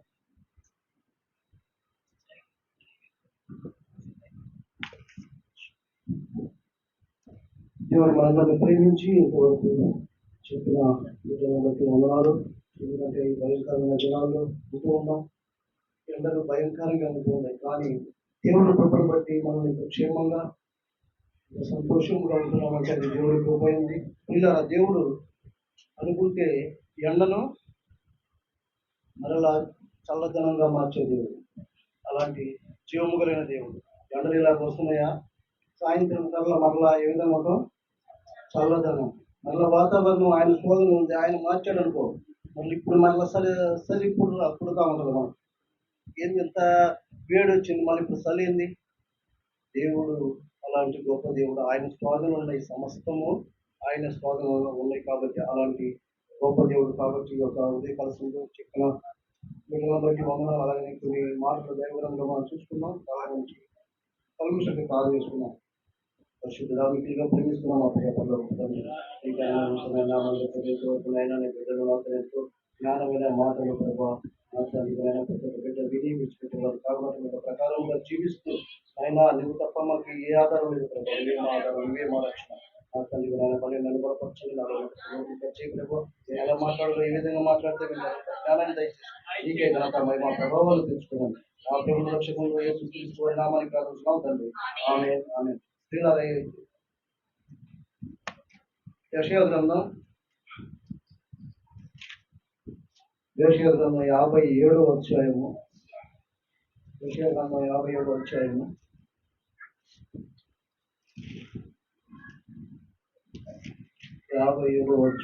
15వ చూద్దాం.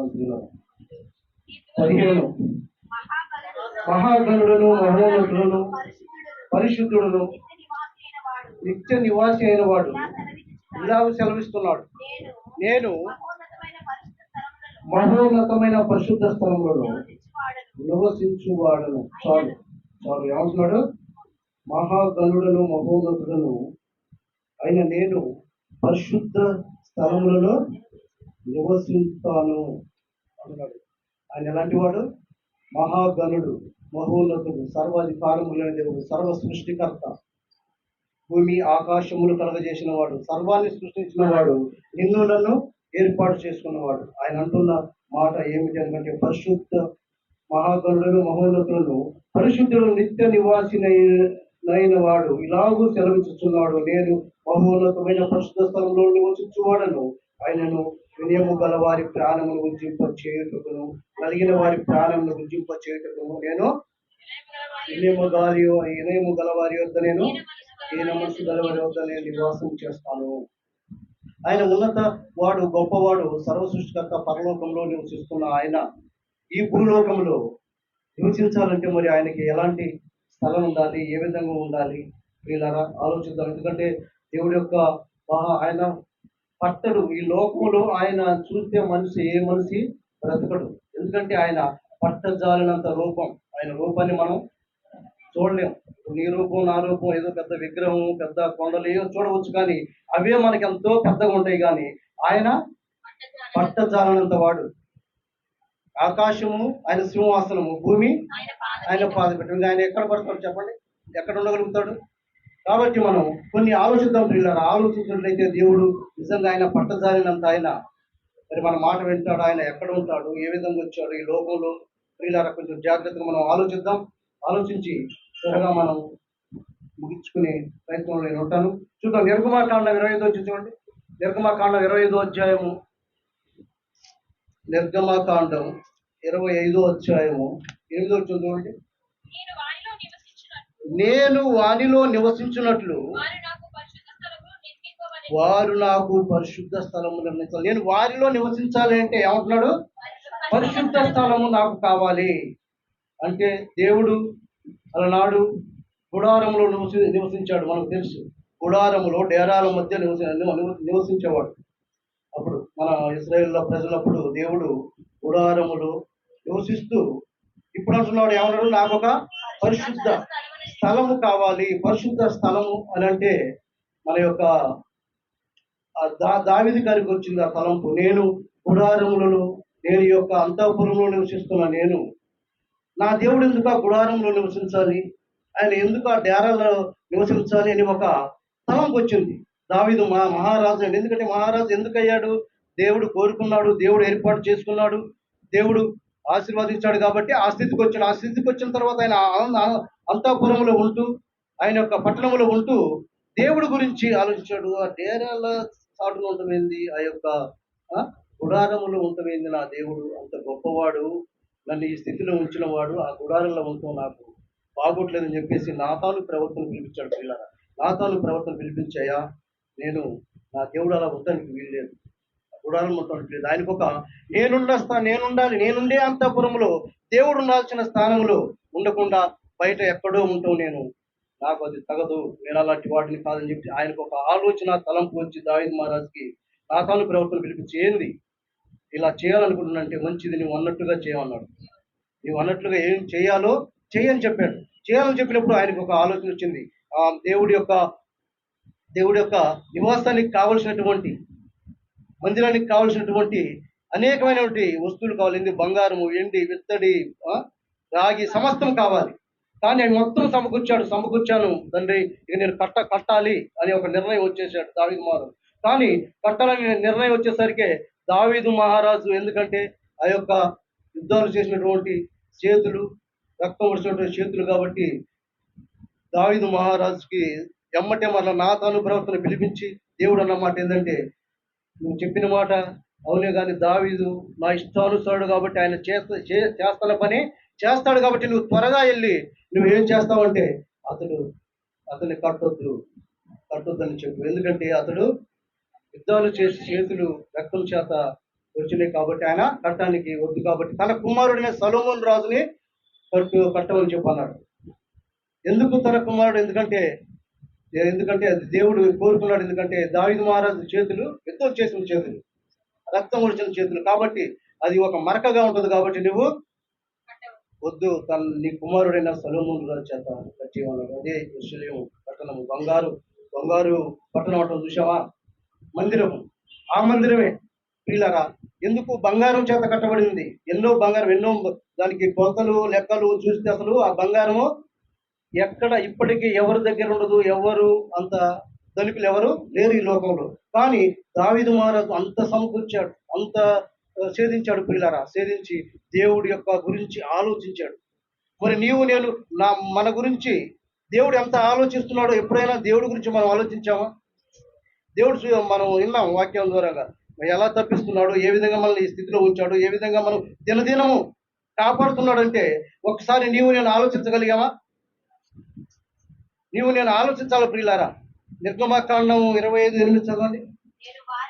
నేను వారిలో నివసించుటకు వారు పరిశుద్ధ స్థలం కావాలి. నేను వారిలో నివసించాలనుకున్నాను. ఇంతవరకు డేరాల్లో నివసించాలి, కానీ నేను ఇప్పుడు ఆడ నివసించాలి, వారిలో నివసించాలి అనుకున్నాడు. చూద్దాం 29 కూడా చూడండి.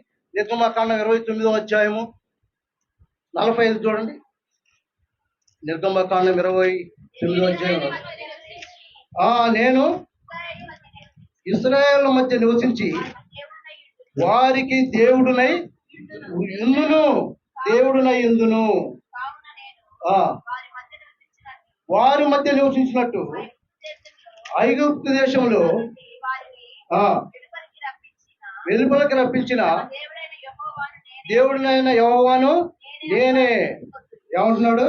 నేను ఇశ్రాయేలుల మధ్య నివసించి వారికి దేవుడిని ఇందును. ఎందుకంటే నేను నివసించాలి, అందుకోసం ప్రార్థన మందిరం. ఎందుకంటే ఈ ప్రార్థనకి వస్తే అదే అన్నాడు, నీవు ఆ ప్రార్థనలో మనం ఉన్నామంటే మన యొక్క ప్రార్థనలు ఆలకించే దేవుడు అయినాడు. ఎందుకంటే ఆయన నివాస స్థలం అయి ఉన్నది. ప్రార్థన స్థలం అయింది, దేవుడు నివసించే నివాస స్థలం. ఏమన్నాడు? మధ్య నివసించి వారికి దేవుడిని అయ్యిందును. వారి మధ్య నేను నివసిస్తాను, వారితో ఉంటాను. వారు చెప్పిన మాటలు నేను ఆలకిస్తాను, వారి ప్రార్థన ఆలకిస్తానని చెప్పిన దేవుడు ఏమంటున్నాడు? నేను వారి మధ్య ఉండాలి. వారి మధ్యలో ఎలా ఉండాలన్నాడు? మీరు పరిశుద్ధంగా పవిత్రంగా ఉంటేనే ఉంటాను. ఆ యొక్క యెరూషలేము ప్రార్థన దేవాలయము ఏ విధంగా ఉందంటే పరిశుద్ధంగా పవిత్రంగా మీరు జాగ్రత్తగా ఉంటేనే ఉంటాను, లేకపోతే నేను నివాసం ఉండను, నేను వెళ్ళిపోతాను. ఎందుకంటే సొలొమోను రాజు కూడా తెలుసు దేవుడు ఈ లోకంలో నివాసము చేయడు అని తెలుసు. కానీ ఆయన ఏంటంటే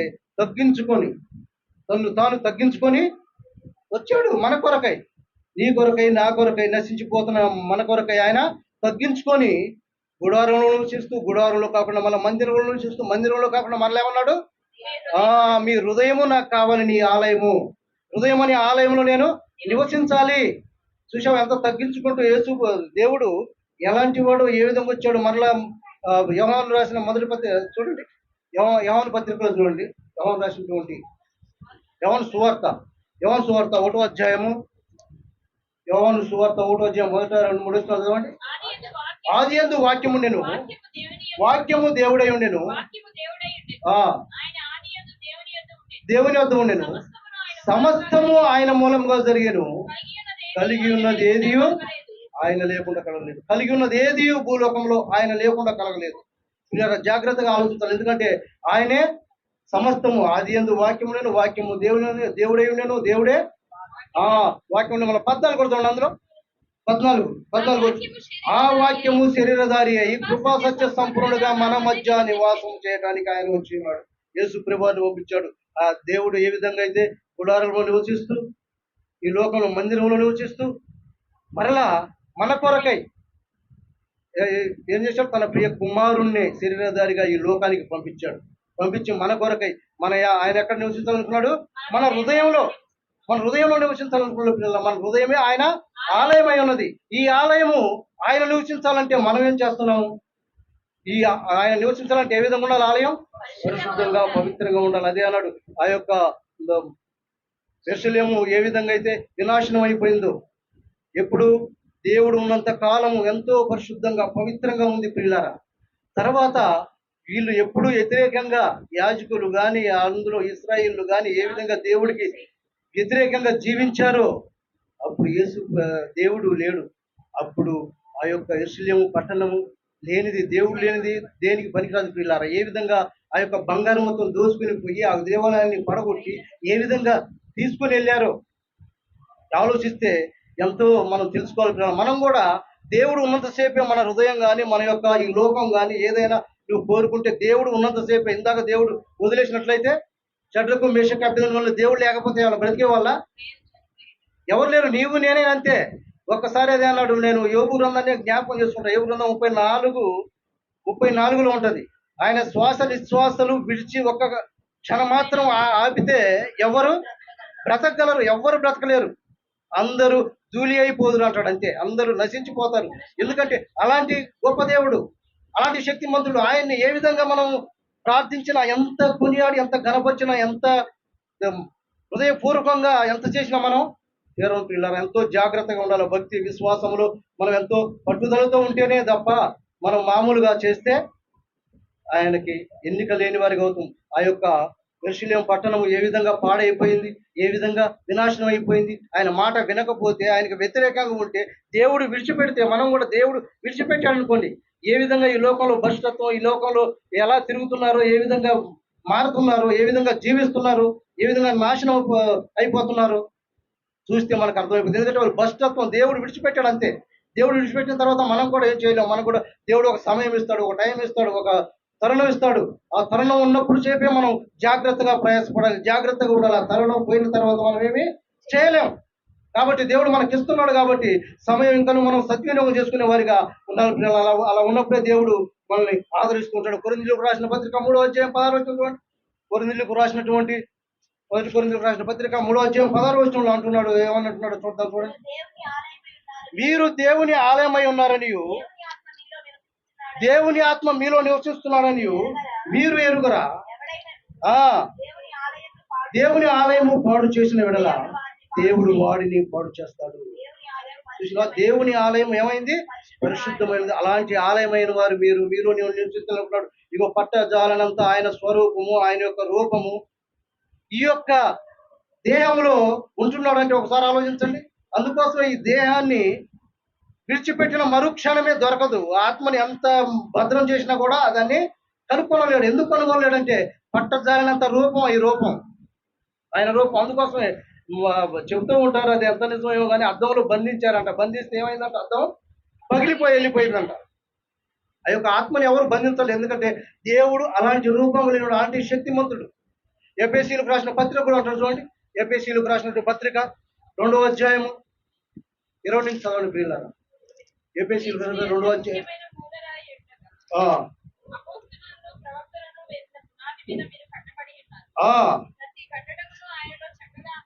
ప్రతి కట్టడము ఆయనలో చక్కగా అమర్చబడి ప్రభువునందు పరిశుద్ధమైన దేవాలయము అగుటకు వృద్ధి పొందుచున్నది. ఆయనలో మీరు కూడా ఆత్మ మూలముగా దేవునికి నివాసములైండుట కట్టబడుచున్నారు. మనం ఏం చేస్తున్నాం అంటే కట్టబడుచున్నాం, ఇంకా కట్టబడుతూనే ఉన్నాం. మరి ఎప్పుడు ముగింపు అయితే మనకి చెప్పండి. దేవుని ఇంటి వారైన దేవుడు క్రీస్తు యేసు ముఖ్యమైన మూలరాయి ఉండగా అపోస్తులను ప్రవక్తలను వేసిన పునాది మీద మీరు కట్టబడి ఉన్నారు. మనము కట్టబడి ఉన్నాము. ప్రతి కట్టడము ఆయనలో చక్కగా అమర్చబడి ప్రభువునందు పరిశుద్ధమైన దేవాలయం ఒకటకు వృద్ధి పొందుతున్నాము. మనం ఎలా ఉండాలంట? మనం కట్టబడ్డాము. కట్టబడినది ఏ విధంగా ఉండాలంట? పరిశుద్ధముగా పవిత్రముగా ఉంటూ కట్టబడుతూ ప్రవక్తలు వేసిన పునాది మీద మీరును కట్టబడి ఉన్నారు. కాబట్టి మీరు జాగ్రత్తగా ఉండాలి. ఈ పునాది చెడిపోకూడదు. ఈ యొక్క ఈ హృదయం అనే ఈ దేవాలయంలో జాగ్రత్తగా ఏది నివాసం చేయకూడదు. ఆయన ఉండటానికి ఉన్న ఈ దేహం ఆయన ఉండటానికి ఉంటే మనం మన ఇష్టానుసారంగా ఉంచడం అది దేవుడికి అసహ్యం వేస్తుంది. అసహ్యం వేసి ఆ యొక్క పట్టణాన్ని విడిచిపెట్టినప్పుడు ఏ విధంగా దాన్ని కొల్లగొట్టి ఆ బంగారం అంతా దోచుకొని పోయారో మనం కూడా ఒకనాడు అదే పరిస్థితి వస్తుంది. మనం జాగ్రత్తగా దేవుని వైపు ఉండకపోతే, దేవుని కలిగి జీవించకపోతే, దేవుడి మాట వినకపోతే, దేవుడి ఇష్టానుసారంగా జీవించకపోతే అలాంటి పరిస్థితులు వస్తాయి పిల్లలు. అలాంటి పరిస్థితులు మన కుటుంబంలో కానీ, మన యొక్క సంఘంలో కానీ, మన ఎక్కడ చూసినా కూడా మనం ఎప్పుడైనా కానీ సంఘము 10 మందిని 20 మందిని అని ఒక సంఖ్య అనేది కాదు పిల్లల, వేల మందిని కాదు. కావాల్సింది దేవుడికి ఇష్టమైన వారు కావాలంతే. మనం సంఖ్య వేసుకోకూడదు. సంఖ్య మనం 50 ఉన్నామా, 100 ఉన్నామా, 10 మందిలో ఉన్నామా, ఇద్దరు ఉన్నామా, ఒక్కరు ఉన్నామా కాదు. ఎంతమందిని దేవుడు ఎందుకు ఇష్టంగా ఉన్నాము. దేవుడు కోరుకునేది అదే. నువ్వు వచ్చినా రాకపోయినా, ఎవరు ఉన్నా ఉండకపోయినా దేవుడు కోరుకునేది ఏంటంట? నీవు దేవుడి మందిరంగా నువ్వు కట్టబడుతున్నావా? దేవుడికి ఇష్టంగా ఉన్నావా? దేవుడికి లోబడేవాడిగా ఉన్నావా? అసహ్యంగా ఉన్నావా? అసహ్యంగా ఉంటే నువ్వు 1000 మందిని ఉంటే ఉంది, 100 మందిని ఉంటే ఉంది, ఎంతమంది ఉన్నా వ్యర్థమే. నీవు ఒక్కడివైనా, ఇద్దరివైనా, ముగ్గురువైనా ఏ విధంగా పరిశుద్ధమైన దేవాలయం ఒకటకు వృద్ధి పొందుతున్నాము. పరిశుద్ధమైన దేవాలయంగా మనం కట్టబడే వారికి ఉండాలి. ఆయన మీరు కూడా ఆత్మ మూలంగా దేవునికి నివాస స్థలమై ఉండుటకు కట్టబడుచున్నారు. మీరు కూడా దేవుడికి నివాస స్థలం అయినటువంటిగా మనం ఉండాలి. ఆయన నివాసం చేయాలి ఈ యొక్క హృదయంలో. నీ హృదయము నా ఆలయం అనేది మీకు తెలియదా? ఆ హృదయంలో నేను నివసించాలంటున్నాడు దేవుడు. మరి అలాంటి దేవాలయము మనమే ఆయన దేవాలయం అన్నాడే. మీరే ఆ దేవాలయము. మరి ఈ దేవాలయంలో నివసించాలంటే దేవుడు దావీదు మహారాజు ఎంతో ఆలోచించాడు పిల్లారా. అసలు అలా ఆలోచించే వారికి ఉంటామా? దేవుడి మందిరం అంటే మనం అశ్రద్ధగా ఉంటాం. ఆయన నివాసం చేయాలంటే ఆయన ఉండే పరిశుద్ధ స్థలము ఏ విధంగా ఉండాలి? అపవిత్రంగా కానీ ఉండకూడదు. ఎందుకంటే ఉంటే మనం చూసాం, అంత బంగారము, అంత వెండి, అంత విత్తడి, అంత సమృద్ధి, అంత పని వాళ్ళు ఏంటి 7 సంవత్సరాలు పట్టిందంట ప్రియులారా. 7 సంవత్సరాలు దేవాలయము కట్టడానికి 7 సంవత్సరాలు పట్టిందంట. మరి ఏ విధంగా పని వాళ్ళు, ఎంత డబ్బు, ఏ విధంగా ఒకసారి ఆలోచించండి. మనం ఈ రోజు కట్టాలంటే మనం ఉన్న ఈ స్థితిలో ఒక నడైన కట్టవచ్చు. మనం వేసుకునే పాక, మనం వేసుకునే ఒకటి. కాబట్టి దేవుడు మరి అప్పుడే అలా దేవుడికి ఏ విధంగా కట్టారు ఆ దేవాలయం అంటే 7 సంవత్సరాలు పట్టిందంట సొలొమోను రాజు. పనివారు ఆ యొక్క పరిస్థితి మనం చదివినట్లయితే వీళ్ళారా భలేగా అర్థమవుతూ ఉంటుంది, భలే సంతోషంగా ఉంటుంది. ఎందుకంటే దేవుడికి అంత సమర్పించారు. మనం ఇప్పుడు దేవుడికి మనం సమర్పించుకోలేకపోతున్నాం. మన హృదయము ఆలయమై ఉన్నది. ఈ ఆలయంలో మనం ఆయన నివసించాలని కోరుకుంటుంటే ఈ ఆలయాన్ని మనం పాడు చేసుకుంటే మన ఇల్లు మనం పాడు చేసుకుంటున్నాం. నువ్వు బాగుండక మనం బాగోకపోతే మనం ఇతరులకి ఏం చెప్తాం? ఇతరులు ఏం బాగు పెడతాం? ఇతరులు ఏ విధంగా సరైన మార్గం నడిపించగలుగుతాం? సరైన జీవితం ఇవ్వగలుగుతాం? తల్లిదండ్రులుగా మనం సరిగా ఉంటే మన బిడ్డలకి సరైన జీవితం ఇవ్వగలుగుతాం, సరిగా ఆలోచించగలుగుతాం. ఆయన కూడా మన తండ్రి మన గురించి ఎంతో ఆశలు పెట్టుకున్నాడు, ఎంతో ఆలోచన పెట్టుకున్నాడు. మరి ఆ ఆలోచన తగ్గట్టుగా నువ్వు నేను జీవించగలుగుతున్నావా? నువ్వు నేను ఉండగలుగుతున్నావా? ఆలోచన పిల్లలు ఆలోచించాలి. మనం ప్రతి ఒక్కటి ఆలోచించగలం. ప్రకటన గ్రంథం చూడండి. ప్రకటన గ్రంథం 3వ అధ్యాయంలో అంటాడు. ప్రకటన గ్రంథం 3వ అధ్యాయము 20వ వచనం చూడండి. ఇదిగో నేను తలుపునొద్ద నిల్చుండి తట్టుచున్నాను. ఎవడైనా నా స్వరం విని తలుపు తీసినట్లా నేను అతని వద్దకు వచ్చి అతనితో నేను నాతో కూడా అతను భోజనం చేయను. చూసినా ఏమంటున్నాడు? తలుపునొద్ద నిల్చున్నాడు. ఏ తలుపు? మన ఇంటి తలుపులు కాదు. ఈ హృదయం అనే తలుపు తట్టుతున్నాడు. ఆయన నిల్చున్నాడు. అది మనం ఆలోచించట్లా. మనం ఏ కాడికి ఆలోచించేది ఏవో ఆలోచిస్తాం. ఈ లోకానుసారంగా ఆలోచిస్తాం. కానీ దేవుడిని ఏ విధంగా ఆయన మన హృదయానుసారమైనటువంటి అంట. నా హృదయానుసారమైన మనుషులు. అందుకోసమే నాతను ప్రవర్తన ఎంత త్వరగా పంపించాడంట. అమ్మో, ఆయన అన్నాడు కడతాడు, నువ్వు త్వరగా వెళ్ళి, ఎందుకంటే నా ఇష్టానుసారుడు కాబట్టి. నా ఇష్టం అంటే ఆయన నా ఇష్టడు ఏ విధంగా చేస్తాడంటే పని చేస్తాను అంటే ఆగే పని చేయాలి. అలాంటి వాడు కాబట్టి దావీదు మహారాజు గారికి ఎమ్మటే వెళ్ళి చెప్పు ఎట్లని చెప్పు అని చెప్పి హెచ్చరిస్తాడు పిల్లరా. మరి ఎంత ప్రేమ ఎంత ఉంటే అలా హెచ్చరించగలిగాడు. మరి నీ ప్రేమ నా ప్రేమ ఏ విధంగా ఉంది పిల్లరా? ఏ విధంగా మనం జీవించగలుగుతున్నాం? ఏ విధంగా దేవుడికి భయభక్తితో విశ్వాసంతో ఉంటున్నాం? మరి ఆయన మన వైపు చూసేవాడిగా ఉన్నాడా? మన ప్రార్థన ఆలకించేవాడిగా ఉన్నాడా? మన హృదయంలో దేవుడికి స్థానం ఉందా? ఈ లోకంలో దేనికి స్థానం ఉండకూడదు పిల్లలు. నేను చెప్తున్నాను, భార్య భర్తలైన పిల్లలైన ఎవరికి స్థానం ఉండకూడదు. దేవుడికి స్థానం ఉంటే నీవు వారికి ఇస్తావు, వారు ఉన్నట్టే. దేవుడికి ముఖ్యంగా నీ హృదయంలో స్థానం ఉంటే పిల్లలు ఉన్నారు, మన కుమారులు ఉన్నారు, మన కుమార్తెలు ఉన్నారు, మన యొక్క అందరూ ఉంటారు. దేవుడికి ముఖ్యంగా స్థానం, ఆ స్థానం ఉన్నప్పుడే మనం ఈ లోకాన్ని జయించగలుగుతాం. దేవుడికి ఇష్టమైనటువంటి మందిరముగా కట్టబడే వారిగా ఉంటాం. మరి అలాంటి కట్టబడే వారిలో నీవు నేను ఉన్నానంటే దేవుడికి ఇష్టమైన మరి మన హృదయంలో ఏ పాపం దాగి ఉండకూడదు. అదే అన్నాడు, అన్నాడు ఎందుకు ఆ యొక్క యెరూషలేము పట్టణం నుంచి వెళ్ళిపోయాడంటే వారు దేవుడికి అసహ్యమైనటువంటి కార్యాలు జరిగించారు. వారి హృదయంలో అంత పాపంతో నిండి ఉంది. చూద్దాం మార్కు సువార్త 7:21 మనకు తెలుసు కదా. మార్కు సువార్త 7:21 అన్ని అసహ్యమైన కార్యములు చేస్తూ దేవుడు నివసించాలంటే ఏ విధంగా నివసిస్తాడు మన హృదయంలో? కాబట్టి మనం జాగ్రత్తగా మనం దేవుడి వైపు చూద్దాం. దేవుడి కొరకై మనం జీవిద్దాం. ఈ లోకం అశాశ్వతమైంది. ఈ లోకం వైపు కాక దేవుడి వైపు చూస్తూ దేవుడి కొరకై జీవిద్దాం. అలాంటి జీవితం జీవించాలని దేవుడు కోరుకుంటున్నాడు. అలాంటి మందిరంగా మనం కట్టబడాలి. మరి ఆయన ఆ గురువారం నుంచి మందిరం నుంచి ఎక్కడికొచ్చా? మన హృదయంలోకి వచ్చాడు. మన హృదయము దేవుని ఆలయమై ఉన్నది. ఈ ఆలయంలో నేను నివసించి ఉండాలంటే నీవు పరిశుద్ధుడిగా ఉండాలి, పవిత్రుడుగా ఉండాలి. అలా ఆలయంలో నేను నివసిస్తాను. ఆ ఆలయం నేను కట్టుకున్నాను కాబట్టి నేను ఏర్పాటు చేసుకున్నాను ఈ యొక్క ఆలయాన్ని. ఈ యొక్క దేహము ఎవరి వల్ల? దేవుడి వల్ల మీకు అనుగ్రహించబడింది. మీలో నివసిస్తున్న మీ ఆత్మకు దేవుడు మీలో నివసించాలనుకున్నాడు. ఈ దేహము దేవుడి వల్ల మనకి అనుగ్రహించబడింది.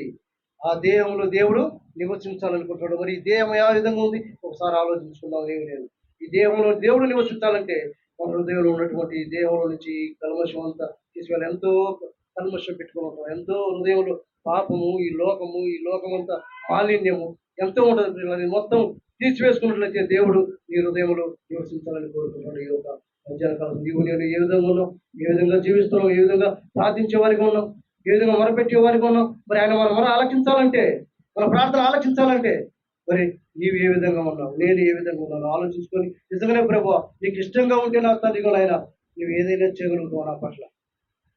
మరి ఎందుకు తప్పించగలిగాడు? దానిలో ఎలా తప్పించగలిగాడు? షడ్రకు మిషన్ని ఎలా తప్పించగలిగాడు? ఎందుకు రాజులను ఏ విధంగా తప్పించాడు? దావీదు మహారాజుని ఒకే దెబ్బతో చంపాలనుకున్నాడు సౌలు రాజు.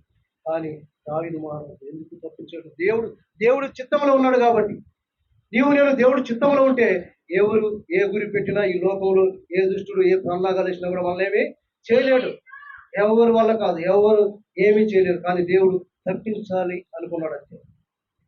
దేవుడు తప్పించేస్తాడు అంతే. ఎందుకు? ఆయనకి ఇష్టంగా ఉండాలి, ఆయనకి లోబడేవారు ఉండాలి, ఆయన మాట వినేవారుగా ఉండాలి.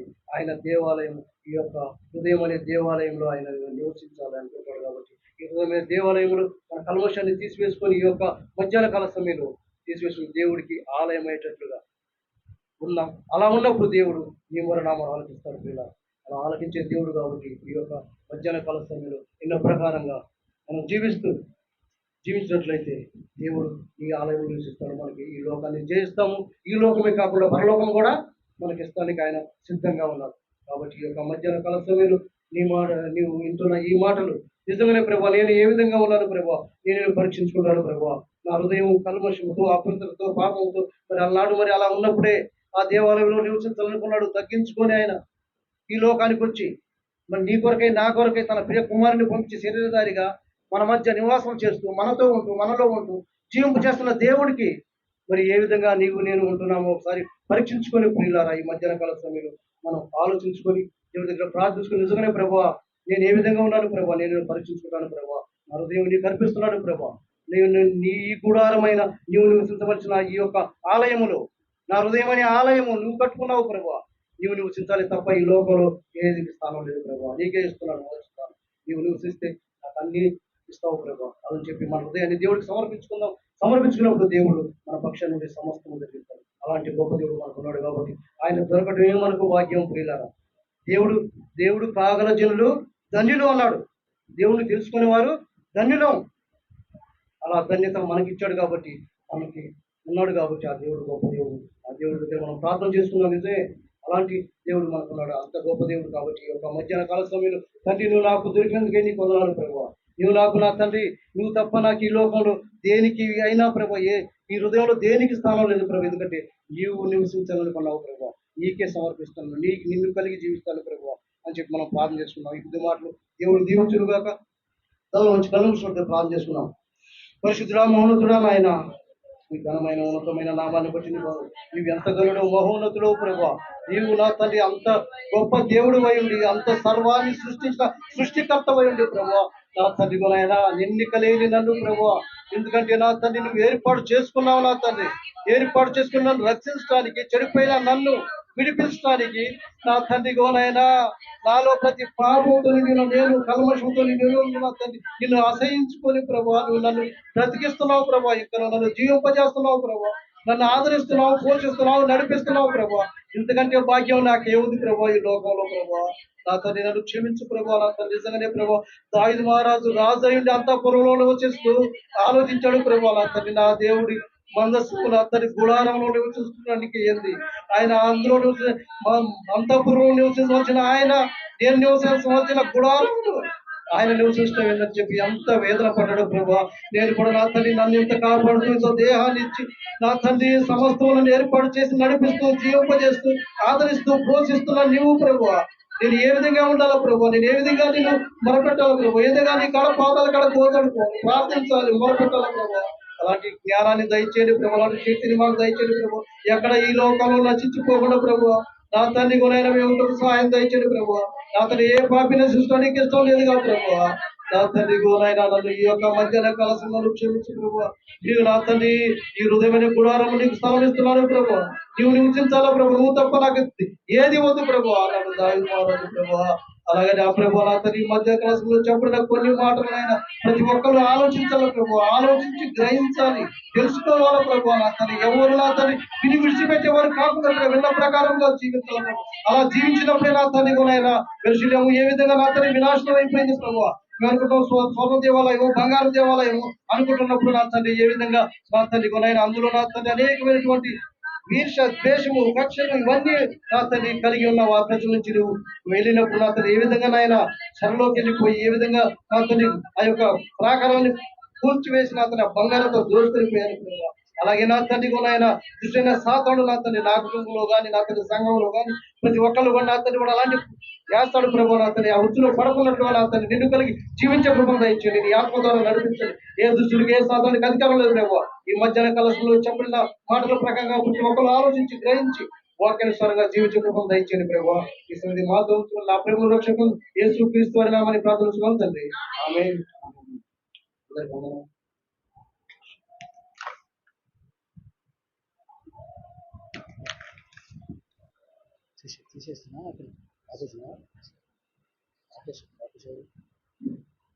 దేవుడి నామానికి స్తోత్రం కలుగును గాక. ఇంతవరకు ప్రార్థన నడిపించిన విష్ణు గారికి సంఘ పక్షాన వందనాలు తెలియజేస్తున్నాను. అలాగే ఈ మధ్యాహ్న కాల సమయంలో వీళ్ళరా దేవుడి యొక్క వాక్యాన్ని మనం జాగ్రత్తగా విని విడిచిపెట్టే వారికి కాకుండా ఏదో ప్రకారంగా మనం జీవించే వారికి ఉన్నాం ప్రియులారా. ఎందుకంటే భయంకరమైన దినాలు మనం చూస్తూ ఉన్నాం, మన కళ్ళ ముందు ఎన్నో జరుగుతూ ఉన్నాయి. ఎంతోమంది ఈ లోకాన్ని విడిచి వెళుతూ ఉన్నారు. కానీ నీవు నేను ఇంకా దేవుడు సజీవ లెక్కలో ఉంచాడంటే దేవుడు కోపైంది కాబట్టి మనం జాగ్రత్తగా మనం ప్రార్థన చేసుకుంటూ దేవుడి యొక్క మార్గంలో జాగ్రత్తగా నడవాలని కోరుకుంటున్నాను. అలాగే ఆశీర్వాదంతో సెలవు తీసుకున్నాం ప్రియులారా. అందరు తల నుంచి కళ్ళు మూసినట్లయితే ఆశీర్వాదంతో సెలవు తీసుకున్నాం. తండ్రి అయిన దేవుడి ప్రేమ, కుమారుడైన యేసుక్రీస్తు వారి యొక్క కృప, పరిశుద్ధాత్మ యొక్క అన్యోన్య సవాసము ఇప్పుడు నువ్వు ఎల్లప్పుడూ సదాకాలము తోడై ఉండి మనందరికీ నడిపించును గాక. ఆమేన్, ఆమేన్, ఆమేన్. అందరికీ వందనాలు.